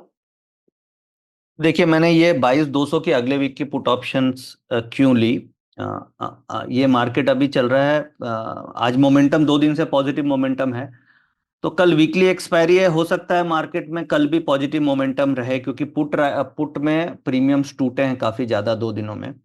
तो कल पॉसिबिलिटी है कि एक्सपायरी में मार्केट हो सकता है 22,300 के आसपास एक्सपायरी हो, या 22,350 के आसपास एक्सपायरी हो। और अब इसमें क्या है कि ऊपर 22,450 22,500 रेसिस्टेंस लेवल बनेगा मार्केट में, क्योंकि रोलोवर्स जो हुए हैं वो उसी रेंज के रोलोवर्स अभी हैं मार्केट में जहां पे सप्लाई जोन है। तो अगले वीक में जैसे ये बाउंस हुआ, और ओवरऑल ट्रेंड हम लोगों ने देखा कि डाउन ट्रेंड है, डाउन ट्रेंड का बाउंस है, तो डाउन ट्रेंड के बाउंस को देखते हुए मैंने पुट ऑप्शन 103 पे जो बंद हुई है वो 80-85 के रेंज में दिया कि मार्केट अगर से 60-70 पॉइंट ऊपर गई तो आपको ये पुट ऑप्शन 80-85 के रेंज में मिलेगी, 60 का स्टॉप लॉस बनेगा। तो ये लॉजिक था जो अभी मैंने जी बिजनेस पे ट्रेड दिया। अब हम आते हैं वापस से अपने टॉपिक में। तो बेसिकली ओवर लिवरेजिंग भी बहुत सारे ट्रेडर्स कर लेते हैं, ये भी हम अवॉइड करना चाहिए। Ignoring the time value risk, theta risk, जो हम लोगों ने अभी डिस्कस किया, ये सबसे बड़ा रिस्क है। इसे हम सभी ट्रेडर्स को, नए हो पुराने हो, इसे समझना चाहिए। एक बड़ा इंपॉर्टेंट पॉइंट है अनरियलिस्टिक रिटर्न एक्सपेक्टेशन। अभी आप देखिएगा तो हर एसेट क्लास में, मतलब खासतौर से इक्विटी में, चाहे म्यूचुअल फंड हो चाहे आपका पोर्टफोलियो हो, हर जगह हम देख रहे हैं कि 25-30% का एवरेज लॉस है। मिड कैप स्टॉक्स 30-30 40-40% डाउन है, इंडेक्स डाउन है करीब 15-20%, मिड कैप इंडेक्स डाउन है। बट ऑप्शन से अगर आप प्लानिंग से ट्रेड करें तो प्रॉफिट बन सकता है। कैसे बन सकता है?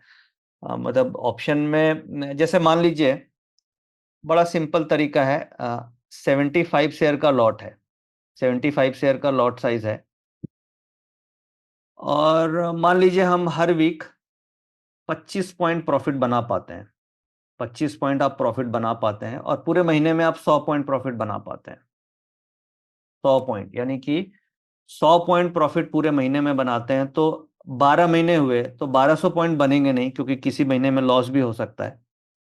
मान लीजिए वर्स्ट केस 60% महीने में आपके बने, और कुछ कुछ महीने में लॉस है, किसी महीने में ज्यादा भी बने, तो आप मान लीजिए कि 12 महीने में आपने से 700 पॉइंट का भी प्रॉफिट बना लिया, 700 पॉइंट का भी प्रॉफिट बना लिया।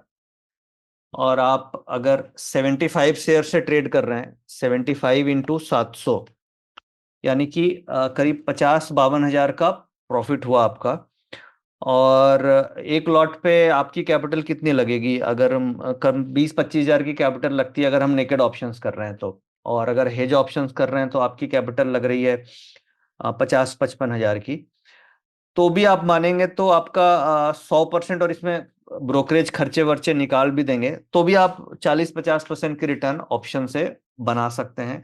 कोई गारंटी वाली बात नहीं है, मतलब मैं बेसिकली ये यहाँ पे कन्विंस करने की कोशिश कर रहा हूँ कि अगर हम प्रॉपर प्लानिंग से, प्रॉपर तरीके से, बिना लालच किए रिस्क को मैनेज करते हुए हम ट्रेड करें तो ऑप्शन बहुत अच्छा प्रोडक्ट है जिससे हम सब कोई प्रॉफिट बना सकते हैं। बस उसमें दिक्कत क्या है कि हमारे पास टूल्स नहीं है, अनरियलिस्टिक एक्सपेक्टेशन रहती है, इग्नोरेंस है, एंट्री पे हम ध्यान नहीं देते हैं। सब कुछ मिला मुलू के ठीक से ट्रेड अगर आप करें तो 40-50% की रिटर्न खर्चे वर्चे काट के हम निकाल सकते हैं। जैसे आप देखेंगे तो जो प्रीमियम टेलीग्राम चैनल की परफॉर्मेंस सीट है उसमें हम लोगों ने करीब 1400-1500 पॉइंट निकाले हैं पिछले एक साल में, और उसमें ब्रोकरेज इंक्लूडेड नहीं करी है पॉइंट्स में। बट आप 50% अगर ब्रोकरेज निकाल भी दें, 700-800 पॉइंट भी अगर हम पकड़ें तो भी आप देखेंगे तो कैपिटल पे करीब करीब एक लॉट पे आपको रिटर्न 60-70-80% का बैठेगा।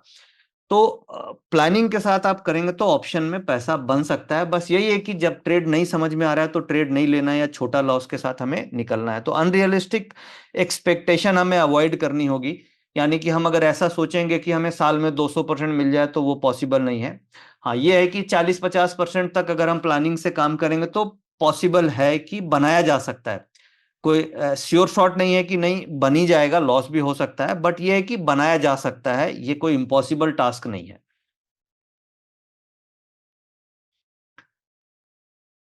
अब हम फटाफट कुछ पॉइंट्स को कंप्लीट करके कंक्लूड करते हैं। Plan of exiting trade. अब जैसे जब भी हम ट्रेड लेते हैं ना उस समय हम जनरली एक ही चीज सोचते हैं कि हमारा ये टारगेट है, ये मेरा प्रॉफिट हो जाएगा, और हम हर ट्रेड को लेने के समय प्रॉफिट के बारे में ही सोचते हैं। बट जनरली जब भी आप ट्रेड लें तो आपके पास प्री प्लान होना चाहिए कि अगर ये ट्रेड रॉन्ग गया तो मैं कब एग्जिट कर जाऊंगा। एग्जिट रूट आपको क्लियर होना चाहिए, तभी हम ऑप्शन में सक्सेस हो सकते हैं। तो ये एग्जिट प्लान आपको ये धीरे धीरे प्रैक्टिस करनी पड़ेगी, तभी होगा कि भाई ये लेवल टूट गया तो मुझे काट देना है पोजीशन, या ऐसा नहीं हुआ तो मुझे एग्जिट करना है। जैसे हम लोग प्रीमियम टेलीग्राम चैनल में ये फॉलो करते हैं कि कुछ भी हो 3:20 3:25 तक मुझे पोजीशन काट ही देनी है, लेके जाना ही नहीं है किसी भी कंडीशन में, 3:20 3:25 तक। तो वो क्लियर एग्जिट प्लान है। या दूसरा क्लियर एग्जिट प्लान है कि 20-22 रुपए का लॉस हो रहा है तो हर हालत में निकलना ही निकलना है, पोजीशन को होल्ड नहीं करना है। तो ये तो प्री डिफाइंड एग्जिट प्लान है जो मैंने एग्जाम्पल के तौर पे आपको समझाया। इस तरीके से आपके पास या कोई भी ट्रेडर जो ऑप्शन में ट्रेड कर रहा है उसके पास एक अपना एग्जिट प्लान होना चाहिए कि मैं ऑप्शन मैंने जो खरीदा है उस पे मुझे एग्जिट किस कंडीशन में कर लेनी है विदाउट एनी इमोशन। वॉलेटिलिटी की अंडरस्टैंडिंग आपको होनी चाहिए, यानी विक्स, वॉलेटिलिटी का मतलब विक्स और आईवी, यानी कि जब बहुत ज्यादा आईवी है तो ऑप्शंस ओवर प्राइस्ड हो जाएगी, जब आईवी कम है तो ऑप्शंस अंडर प्राइस्ड हो जाएगी। आईवी कैसे मूव करती है ये आप थोड़ा सा स्टडी करना चाहिए। ऑप्शंस में स्टडी जरूरी है, आप रेगुलर स्टडी करते रहेंगे तो आपका और मतलब एक्यूरेसी बढ़ती चली जाएगी। एक और ये बहुत बड़ी मिथ है कि option always leads to big profit, ये गलत बात है। Options can lead to big losses also. Buying too much of time value, मतलब हम बहुत ज्यादा टाइम वैल्यू खरीद लेते हैं, बहुत ज्यादा दूर की ऑप्शंस खरीद के बैठ जाते हैं बल्क क्वांटिटी में। Buying too much of time value is also very risky. Not knowing when to take profit और स्टॉप लॉसेस।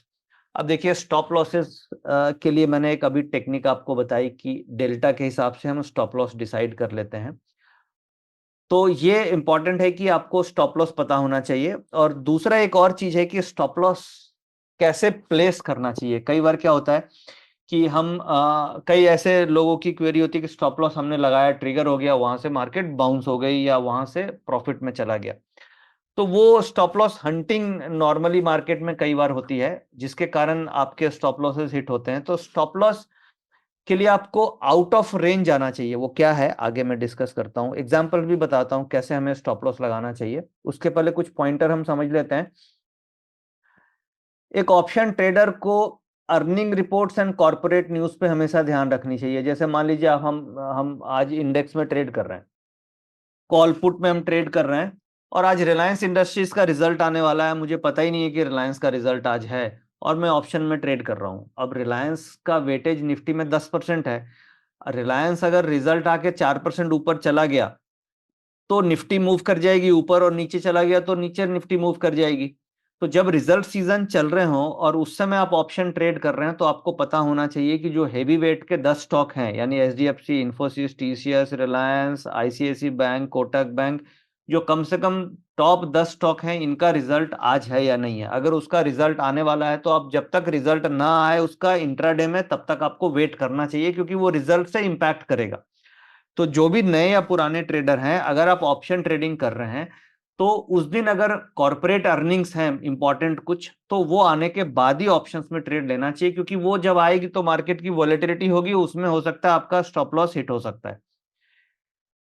ठीक है, या कॉर्पोरेट न्यूज कुछ आने वाली है, कोई कॉर्पोरेट अनाउंसमेंट आने वाला है, खास तौर से केवल ये 7-8 स्टॉक्स पे ही ध्यान रखना है। बाकी निफ्टी के नीचे वाले जो स्टॉक्स हैं जिसकी वेटेज 3-4% से नीचे है, वो रेलेवेंट नहीं है, क्योंकि उसके मूवमेंट से कोई खास फर्क नहीं पड़ेगा। बट जिसका वेटेज 10%, 8%, 7% है, वो इंपॉर्टेंट है। और बैंक निफ्टी के लिए तो बड़ा इंपॉर्टेंट है, क्योंकि एचडीएफसी बैंक के जिस दिन रिजल्ट होंगे उस दिन बैंक निफ्टी मार्केट का सेंटिमेंट को डिराइव करेगा। अच्छा, ओपन इंटरेस्ट पे हमें ध्यान रखना चाहिए। एक तो हो गया पुट कॉल रेशियो, और दूसरा हो गया ओपन इंटरेस्ट। निफ्टी का ओपन इंटरेस्ट, ओपन इंटरेस्ट बढ़ रहा है, ओपन इंटरेस्ट घट रहा है। अगर ओपन इंटरेस्ट बढ़ रहा है यानी मार्केट में पोजीशंस बन रही है, ओपन इंटरेस्ट घट रहा है इसका मतलब मार्केट में पोजीशंस लिक्विडेट हो रही है। तो उसकी 4 कंडीशंस होती है: long unwinding, short buildup, long buildup, short covering. तो ये चारों कंडीशंस क्या है, क्योंकि देखिए हम लोग ऑप्शंस की बात कर रहे हैं, ऑप्शन ट्रेडिंग की बात कर रहे हैं, फ्यूचर ऑप्शंस की बात कर रहे हैं। तो ये जो चीजें हैं ये आपको नॉलेज में होना चाहिए। भाई इंजीनियरिंग करने में 4 साल लगते हैं, मेडिकल करने में 5 साल लगते हैं, सीए करने में 3 साल लगते हैं, तो ट्रेडर बनने में भी 3-4 साल लगेंगे, उसमें हमें पढ़ना पड़ेगा। तो ये जो कंडीशंस है, long unwinding, short buildup, long buildup, cost of carry, इन सब के बारे में आपको जब मौका मिले आप स्टडी कीजिए। तो ओपन इंटरेस्ट भी बड़ा रेलेवेंट है कि प्राइस बढ़ रहा है तो ओपन इंटरेस्ट बढ़ रहा है या घट रहा है, तो वो क्या बता रहा है, लॉन्ग बिल्डअप है या शॉर्ट बिल्डअप है। तो इससे भी आपको थोड़ा क्लूज मिलेगा कि मार्केट का क्या स्ट्रेंथ है, फ्लो ऑफ फंड्स हो रहा है नहीं हो रहा है। एफआईज का डेटा जो हम लोग डेली देखते हैं, तो एफआईज का डेटा बहुत रेलेवेंट है, क्योंकि डीआईज, कई लोगों के मन में होगा भाई डीआईज तो रोज खरीद रहे हैं और एफआईज बेच रहा है, फिर भी मार्केट क्यों नहीं बढ़ रहा है। तो डीआईज का जो पैसा है वो किसका पैसा है, वो रिटेल का पैसा है। और एफआईज का जो पैसा है वो बाहर से स्ट्रॉन्गर हैंड्स का पैसा है। तो बेसिकली जो money of shift of money है वो स्ट्रॉन्गर हैंड्स से वीकर हैंड्स की तरफ शिफ्ट हो रहा है। अभी क्या है, मार्केट क्यों गिर रही है, डिस्पाइट की DIIs are buyer every day, the reason is कि स्ट्रॉन्गर हैंड्स का money is flowing into a weaker hands. तो जो स्ट्रॉन्गर हैंड्स हैं एफआईज, वो बेच रहे हैं और weaker hands are buying, so that is why market is falling down. अगर ये रिवर्स होगा तो market will start going up. अगर एफआईज बाइंग चालू कर देंगे और DIIs are already buyer, then market will start moving up. तो हमें वो भी डेटा को ध्यान रखना चाहिए।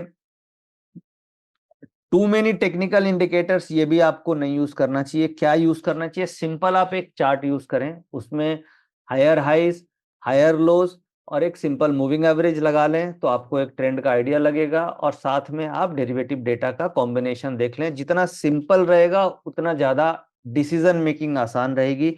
हम जितना ज्यादा कॉम्प्लेक्स कर देंगे कि आरएसआई भी लगा दी हमने, ऑसिलेटर्स भी लगा दिया हमने, वॉल्यूम भी लगा दिया हमने, और कोई इंडिकेटर एडीएक्स भी लगा दिया, तो वो क्या, वो कंफ्यूजन क्रिएट होगी। इसलिए आप इंट्राडे कर रहे हैं तो सिंपल 15 मिनट का चार्ट लगाइए, उसके ऊपर आप मूविंग एवरेज लगाइए 8 पीरियड का।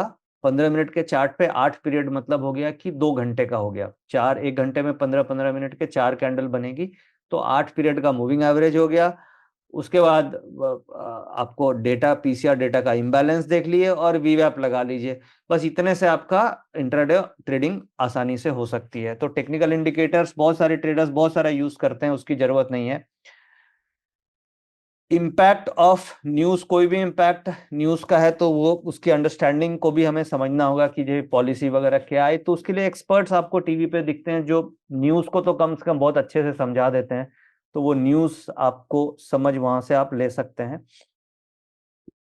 तो ये सब चीजें थी। अब थोड़ा सॉल्यूशन फटाफट समराइज कर देता हूं कि क्रक्स में सॉल्यूशन क्या होना चाहिए। आपके पास प्रॉपर ट्रेडिंग सिस्टम होना चाहिए जो कि फैक्ट्स के ऊपर होना चाहिए डिसीजन, ना कि ओपिनियन के ऊपर।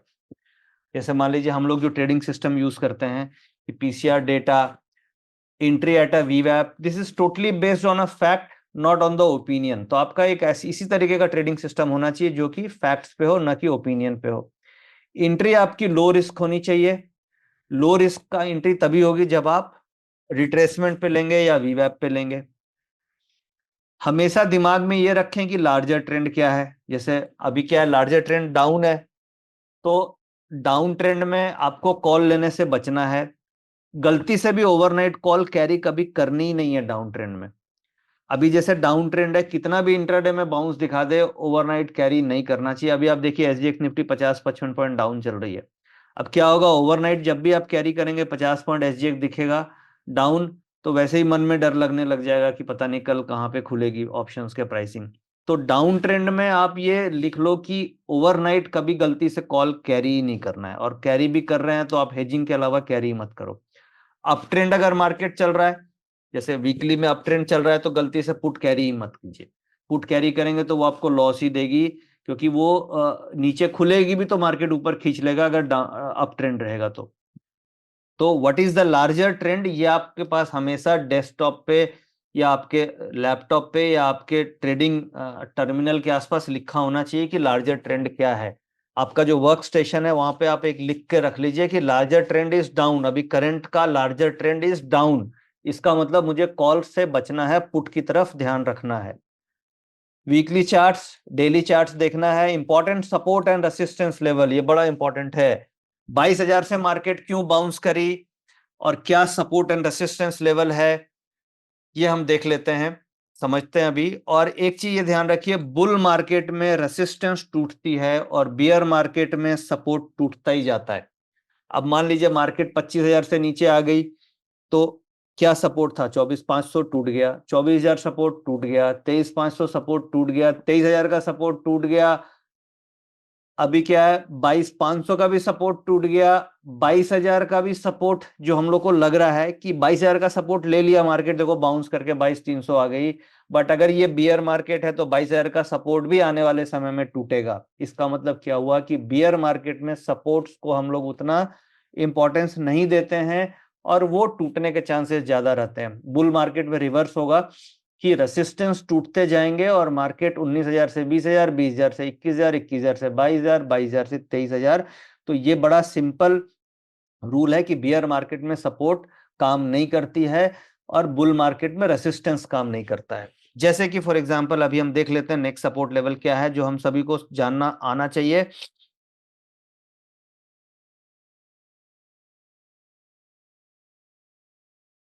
ये छोटी छोटी चीजें जाननी बहुत जरूरी है और बहुत बड़े काम की चीज है। अब जैसे देखिए अभी हम आपके सामने मैं वीकली चार्ट्स खोलता हूं क्योंकि हम सपोर्ट देखेंगे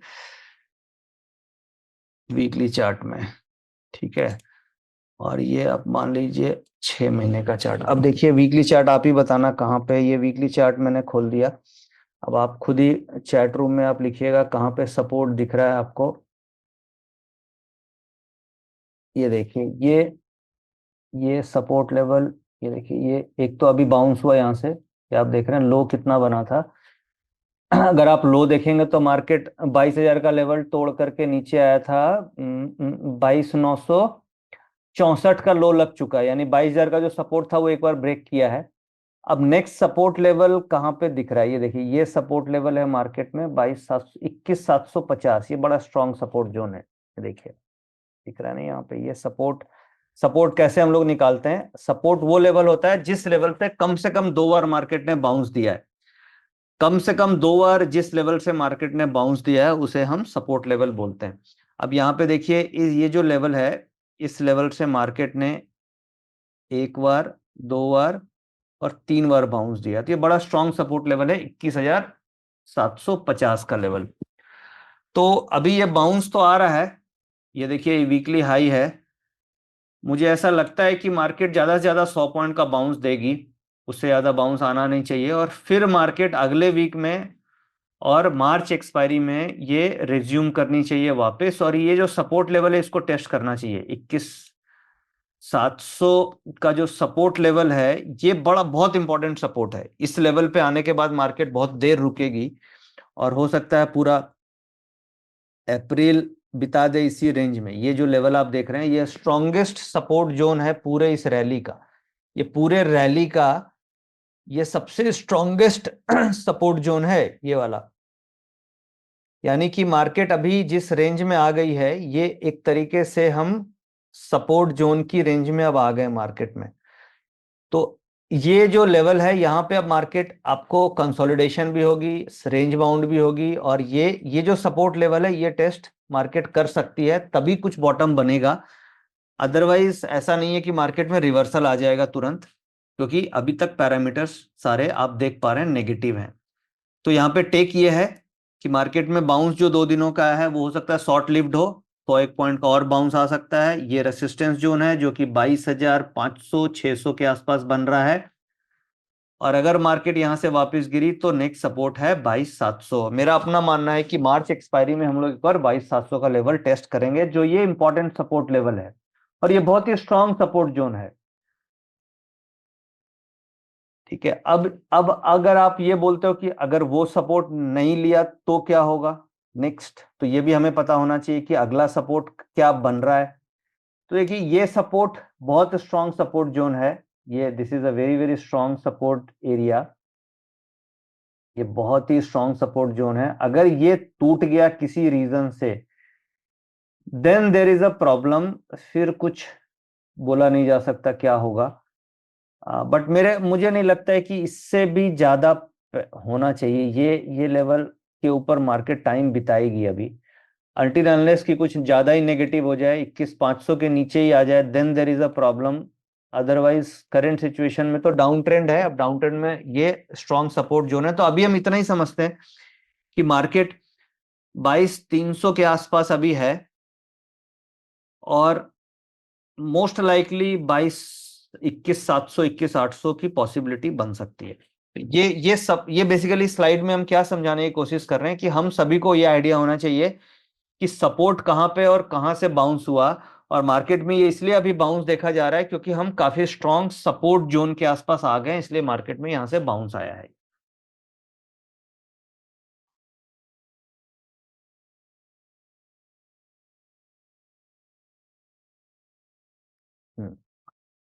फटाफट फिर से पीपीटी में चल के कंक्लूड करते हैं। Important support and resistance level हम लोगों ने समझ लिया। बुल मार्केट में रेसिस्टेंस टूटता है और बियर मार्केट में सपोर्ट टूटता है। अच्छा, एक बड़ी अच्छी ऑब्जर्वेशन है, last hour tells the actual picture of the market. जो शुरू का फर्स्ट, देखिए मार्केट का 2 फेज हो गया, एक तो मार्केट 9:15 से खुली और मान लो आप 12 साढ़े 12 बजे तक एक मार्केट हो गई, और दूसरी मार्केट आप देखते होंगे 12 से 3 वाली मार्केट हो गई। तो सुबह जो 9:15 से 12 वाली मार्केट है वो इमोशनल मार्केट है, वो क्या है, वो रात में जो SGX हुआ वो कुछ भी उठा पटक वाली मार्केट जनरली आप देखते हैं। 12 से 3 वाली मार्केट स्टेबल मार्केट होती है, क्योंकि उस समय प्रोफेशनल ट्रेडर्स आ जाते हैं, उस समय यूरोप की मार्केट्स भी खुल जाती है, यूरोप वाले सो करके उठ जाते हैं। उस समय बेसिकली यूएस के हिसाब से भी ट्रेडिंग मतलब FIs की तरफ से भी वॉल्यूम्स आने लग जाते हैं।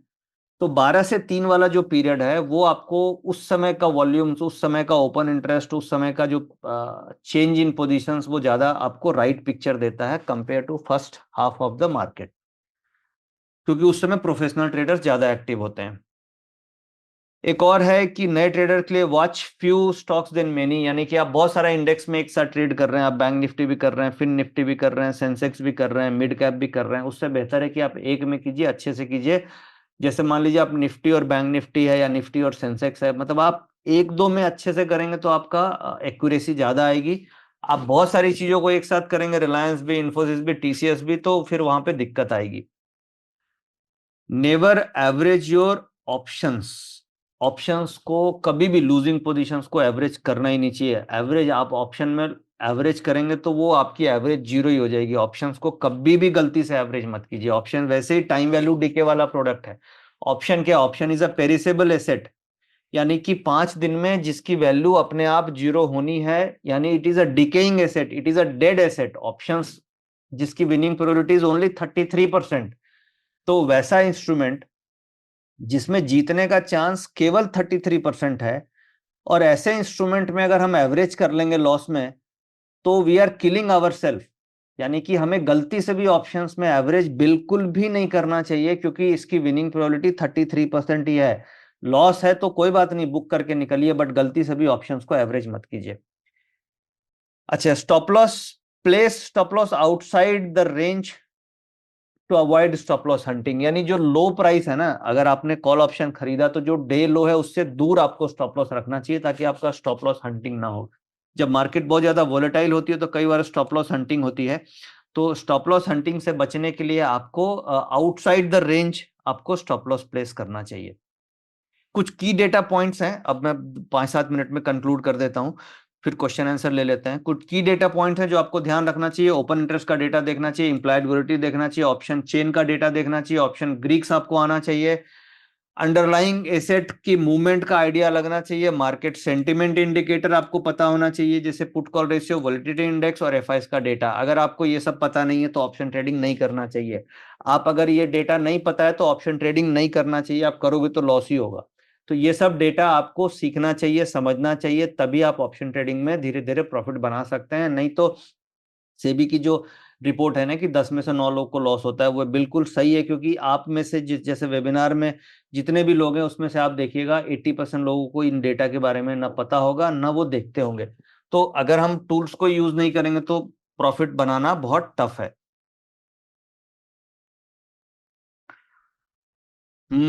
अगर आप और टेक्निकल्स वगैरह सीखना चाह रहे हैं, कई स्टूडेंट्स हैं, नए ट्रेडर्स हैं, तो सीएमटी एक टेक्निकल एनालिसिस का कोर्स है जो यूएस का कोर्स है, और बहुत अच्छा कोर्स है, ये रिकॉग्नाइज्ड है। इससे आपको दुबई भी आप जा सकते हैं, आप यूएस में भी जा सकते हैं, आप यूके में भी जा सकते हैं, इंडिया में भी आपको बहुत आराम से सीएमटी अगर आप कर लेते हैं, जो 3 साल का कोर्स है, 2 ढाई 3 साल लगते हैं, तो आप बड़े आराम से इसमें स्टार्टिंग सैलरी 6 से 8 लाख की स्टार्टिंग पैकेज आपको स्टार्टिंग में ही मिल जाता है। यानी कि अगर आप इंजीनियरिंग भी करते हैं तो आपको 25-30 हजार की, 40 हजार की एवरेज स्टार्टिंग सैलरी मिलती है।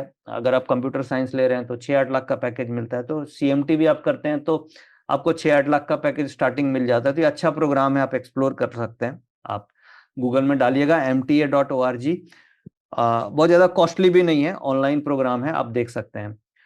ट्रेडिंग रिलेटेड आपको बुक पढ़नी चाहिए। अगर आपको ऑप्शंस में पढ़ना है तो मैकमिलन की बुक है, वो आप पढ़ सकते हैं, option trading by McMillan. McMillan option के अच्छे राइटर हैं, आप उनकी 2-3 बुक हैं। मेरे पास तो सारी बुक है, मैं पढ़ता रहता हूँ, बट आप देख सकते हैं। मैकमिलन है, अमेजोन में सर्च कीजिएगा तो मिल जाएगी। जैसे एक बुक है, देखिए यही है, मैकमिलन ऑप्शंस। ये भी एक बुक है, और भी एक है, option as a strategic investment, तो आप एक्सप्लोर कर सकते हैं। अच्छी बुक है, इसमें डेल्टा के बारे में, थीटा के बारे में, वॉल्यूम्स के बारे में बहुत अच्छे से समझाया गया है कि वॉल्यूम्स हमें कैसे यूज करना चाहिए। विक्स के बारे में देखिए, एक बहुत अच्छा है, प्रिडिक्टिव पावर ऑफ ऑप्शंस। आप देख पा रहे हैं, predictive power of options, options का प्रिडिक्टिव पावर क्या है। तो इस तरीके से स्टडी करना जरूरी है। ऑप्शंस आप कर रहे हैं तो आपको स्टडी करना चाहिए, नई नई चीजें आप सीख सकते हैं। वेबिनार्स एंड सेमिनार्स आप रेगुलर अटेंड करते रहिए। यूट्यूब कंटेंट्स आपको अच्छे अच्छे मिल जाएंगे। वो सब अल्टीमेट ये है कि नॉलेज हमें बढ़ानी है, तभी हम ऑप्शंस में प्रॉफिट बना सकते हैं।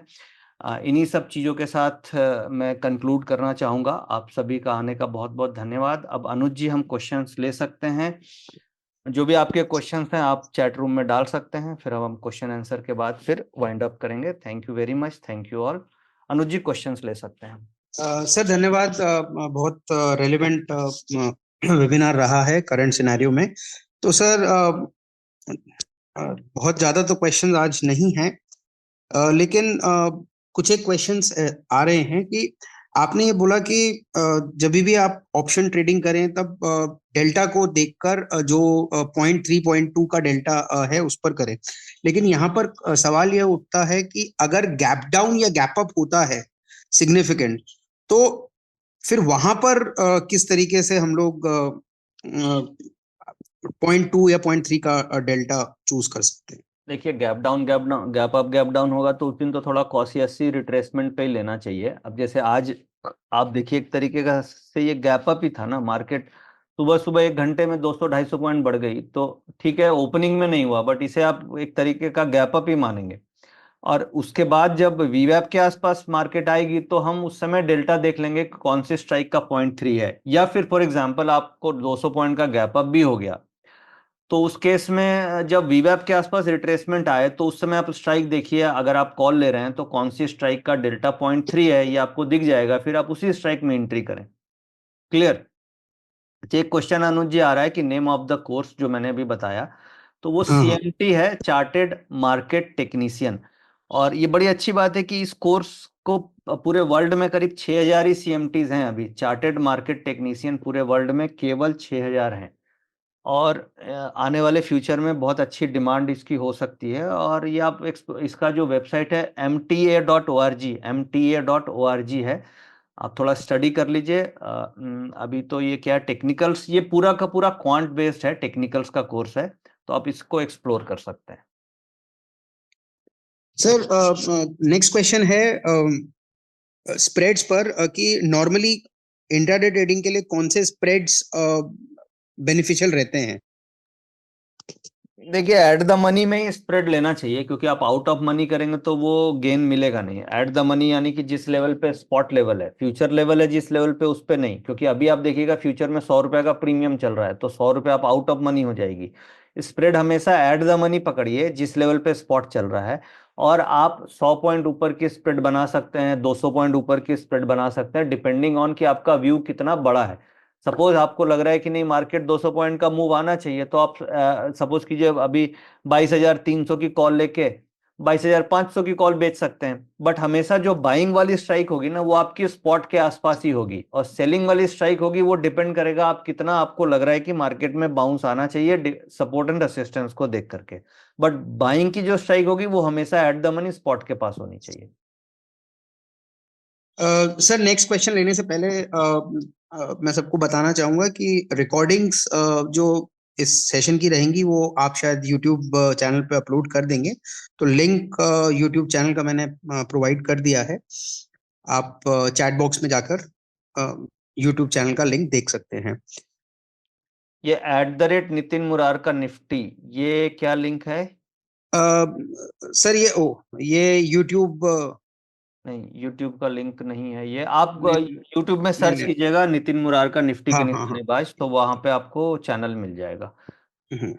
वहां पे हम लोग ये 3-4 दिन में ये वीडियो कोशिश करेंगे अपलोड कर दें। सर, एक क्वेश्चन आ रहा है कि एटीएम का डेल्टा क्या हाई होगा? एटीएम का डेल्टा कभी भी हाई नहीं होगा, एटीएम का डेल्टा हमेशा 0.5 होगा, ओटीएम का डेल्टा 0.3 होगा। एटीएम का डेल्टा एट द मनी मतलब 0.5 का मतलब 50% चांस है ऊपर जाएगा, 50% चांस है नीचे जाएगा। डेल्टा 0.5 का मतलब ही ये हो गया कि एट द मनी से ऊपर जाने का चांस 50% है, नीचे जाने का भी चांस 50% है, इसलिए वो 0.5। अभी एक और सर्कुलर आया हुआ है एनएससी एक्स सेबी की तरफ से कि जो ओपन इंटरेस्ट की कैलकुलेशन होगी वो डेल्टा के हिसाब से होगी। तो ये बहुत अच्छा स्टेप है, ये डेल्टा के हिसाब से होगी। ये हम लोग इनफैक्ट यूज भी करते हैं डेल्टा के हिसाब से। पीसीआर हम कैलकुलेट करते हैं, हम लोग पीसीआर जो अभी यूज करते हैं हम 2 तरीके से करते हैं, आप लोग को पता नहीं होगा। एक तो पीसीआर नॉर्मल हम लोग यूज करते हैं, और पीसीआर डेल्टा कैलकुलेशन के हिसाब से भी यूज किया जाता है।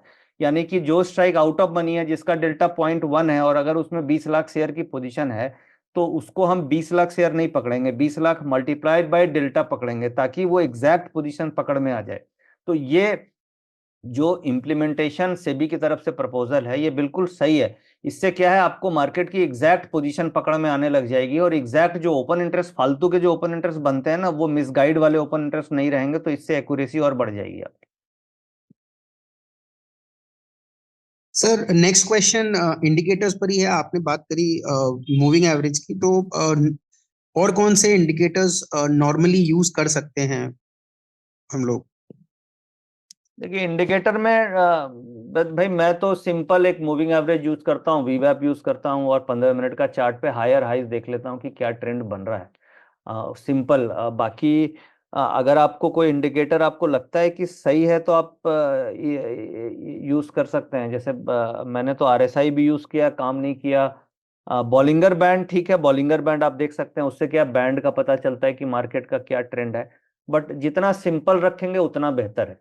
तो मूविंग एवरेज भी सिंपल आपको आइडिया दे देगी कि मार्केट क्या है। बेसिकली डेटा का आपको आइडिया होना चाहिए कि क्या डेटा है, और उसका पेशेंस चाहिए। ट्रेडिंग में टेक्निकल से ज्यादा जरूरी है कि आप डिसिप्लिन्ड है कि नहीं है, आप एंट्री के लिए वेट करते हैं कि नहीं है, क्योंकि आपको एंट्री का मौका देता है मार्केट, और वहां पे आप एंट्री लेंगे तो प्रॉफिट बनेगा। अब क्या है, कितना भी आप इंडिकेटर लगा लीजिए, आपकी एंट्री सही नहीं होगी तो वो क्या, इंडिकेटर्स तो टॉप पे बाय दिखाएंगे और बॉटम पे सेल दिखाएंगे, बट आपको डेटा का सपोर्ट, उसमें डेटा के साथ ट्रेड लेंगे तो ही बेटर होगा वो।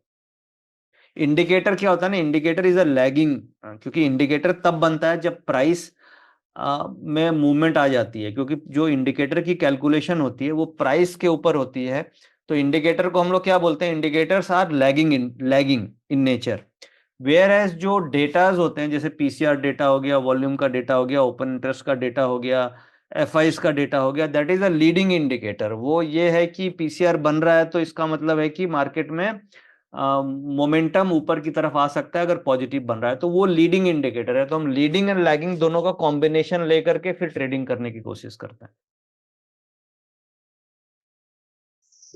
सर नेक्स्ट क्वेश्चन थीटा पर है कि डेल्टा और थीटा को किस तरीके से इंट्राडे में हम लोग फोकस करें। आपने कुछ बताया भी है, लेकिन फिर भी एक बारी और रोशनी आप डाल दीजिए। देखिए थीटा का मतलब बेसिकली टाइम वैल्यू हो गया। आप ऐसा कैलकुलेट कीजिए कि आपको लग रहा है कि मार्केट यहाँ से 60-70 पॉइंट ऊपर जाएगी। अब 60-70 पॉइंट ऊपर जाने में अगर डेल्टा 0.3 है, डेल्टा 0.3 है तो 70 पॉइंट जाएगी तो 21 रुपया वो बढ़नी चाहिए डेल्टा के हिसाब से। अब उसका मान लिया थीटा है 40 रुपए का, तो थीटा और डेल्टा का इंपैक्ट अगर देखेंगे तो नेट में आपको लॉस ही आ जाएगा। तो हमें यहाँ पे क्या ध्यान रखना चाहिए कि मेरा डेल्टा का इंपैक्ट और थीटा का इंपैक्ट, मतलब डेल्टा का इंपैक्ट थीटा का इंपैक्ट से ज्यादा होना चाहिए। और यहाँ पे आपको बड़ा कॉम्प्लिकेटेड लग रहा होगा सुनने में, डेल्टा का इंपैक्ट यानी मूवमेंट का इंपैक्ट थीटा का इंपैक्ट से ज्यादा होना चाहिए। हमें वो स्ट्राइक सेलेक्ट करनी है, सिंपल। और जैसे एक क्वेश्चन है कि गामा हमें कैसे यूज कर रहे हैं, तो गामा की जरूरत नहीं है। गामा ये बताता है कि डेल्टा कितना मूव करेगा, तो वो जानने की जरूरत नहीं है। वो ठीक है, गामा, कई लोग गामा ट्रेडिंग करते हैं, गामा स्कैल्पिंग करते हैं, वो बड़ी पोजीशन के लिए है। छोटी पोजीशन के लिए गामा की जरूरत नहीं है, हमें डेल्टा थीटा ही देखना चाहिए। बस यही ध्यान रखना है कि डेल्टा वही लें जो थीटा का इंपैक्ट को खत्म कर पाए, बस। ठीक है Anuj ji. Yes sir, thank you. Sir mostly unique questions हमने ले लिए हैं, बाकी कुछ स्टॉक स्पेसिफिक, कुछ मार्केट। जब ये पूछना बुक का नाम बता दीजिए। तो बुक का नाम है मैकमिलन ऑन ऑप्शंस। एक ये बेसिकली लॉरेंस जी मैकमिलन की है। लॉरेंस जी मैकमिलन इनके राइटर हैं। लॉरेंस LAWE, ये देख लिया, फोटो खींच लो, लॉरेंस। तो ये लॉरेंस की कई सारी बुक आती है, ये तो एक ही मैंने दिखाई, और भी है। और जैसे option as a strategic investment है, इन्होंने 3-4 बुकें लिखी हैं। तो ये अच्छी बुक है, ये दोनों आप पढ़ सकते हैं। हाँ। सर एक आखिरी क्वेश्चन ले लेते हैं। ये पूछा है कि मार्केट जब साइडवेज रहता है तो पीसीआर डेटा भी कई बारी कंफ्यूज करता है, तो उस कंफ्यूजन को हम किस तरीके से दूर करें, और साइडवेज मार्केट में बुल स्प्रेड या बेयर स्प्रेड कैसे यूटिलाइज कर सकते हैं बेटर वे में? तो देखिए पीसीआर डेटा कंफ्यूज कर रहा है, मार्केट साइडवेज है, तो उस केस में आप एक तो नेकेड ऑप्शंस लेना ही नहीं चाहिए, क्योंकि वो थीटा डी के खा जाएगा। और अभी मैं ये ऑब्जर्व कर रहा हूँ, हफ्ते में 2 दिन मार्केट थीटा खा रहा है। एक तो एक्सपायरी वाले दिन खा रहा है, एक सेंसेक्स की एक्सपायरी वाले दिन खा रहा है। तो उस दिन हमें बड़ा ध्यान से ट्रेड करना चाहिए, क्योंकि वो पूरा का पूरा प्रीमियम कॉल पुट दोनों का खत्म हो रहा है। अब जैसे आपने पूछा कि पीसीआर साइडवेज है, तो जब पीसीआर ही साइडवेज है तो इसका मतलब हमें नेकेड ऑप्शंस लेने के लिए मार्केट नहीं बोल रहा है। तो अगर हमें ट्रेड लेना ही है तो हमें हेज लेना चाहिए, ताकि मेरा थीटा का इंपैक्ट खत्म हो जाए। या फिर अगर मुझे नेकेड लेना है तो अगले वीक वाली लेना चाहिए जहां थीटा कम है। साइडवेज है तो थीटा कम वाला स्ट्राइक पकड़ना चाहिए, थीटा ज्यादा वाली लेंगे तो आपका टाइम वैल्यू डिके वो करंट वीक में खत्म हो जाएगी। तो इसका कंक्लूजन ये है, क्या तो आप स्प्रेड लीजिए या फिर आप वैसी स्ट्राइक लीजिए जिसका थीटा कम है, जो जनरली नेक्स्ट वीक वाली होगी।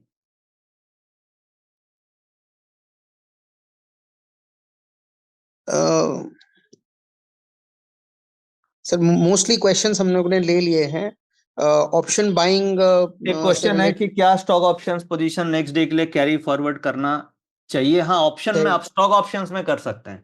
इंडेक्स ऑप्शन जो भी प्रोडक्ट वीकली एक्सपायरी है उसमें करना रिस्की है बट स्टॉक ऑप्शन जिसकी मंथली एक्सपायरी है, जैसे बैंक निफ्टी की भी मंथली एक्सपायरी है बट उसमें प्रीमियम बहुत ज्यादा है, बट स्टॉक ऑप्शन जिसकी मंथली एक्सपायरी है उसमें आप ट्रेंड के साथ स्टॉक ऑप्शंस कैरी कर सकते हैं, वहां पे प्रॉब्लम नहीं है। बट इंडेक्स ऑप्शंस में कैरी करने में 100% प्रॉब्लम है, कैरी नहीं करनी चाहिए।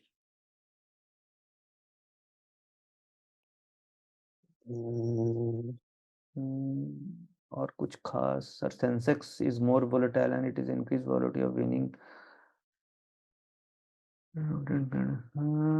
ठीक है सर, पीसीआर डेटा कितना होना चाहिए पॉजिटिव ट्रेंड में या नेगेटिव ट्रेंड में पीसीआर कि हम डेटा 1 से ऊपर है तो पॉजिटिव है, बट इसमें ध्यान रखिए कि वो बढ़ रहा है कि नहीं बढ़ रहा है। 1 से मान लीजिए खुला 2 पे ओपनिंग में, और 2 पे खुलने के बाद 1.8 हो गया, 1.5 हो गया, 1.2 हो गया, तो इसका मतलब पीसीआर का ट्रेंड डिक्रीजिंग है, तो वो भी डेंजर है। तो पीसीआर को खाली ऐसा नहीं देखना है कि पीसीआर का डेटा क्या है, पीसीआर का डेटा क्या है और क्या हो रहा है। क्या है ये तो पता ही है कि चलो पॉजिटिव है, बट क्या हो रहा है ये भी आपको ध्यान में रखना है कि वो बढ़ रहा है कि घट रहा है। बढ़ रहा है तो चलो ठीक है, प्राइस एक्शन के साथ आप मैच करा लो। अगर घट रहा है तो फिर वो इसका मतलब वो दिक्कत कर सकता है मार्केट में।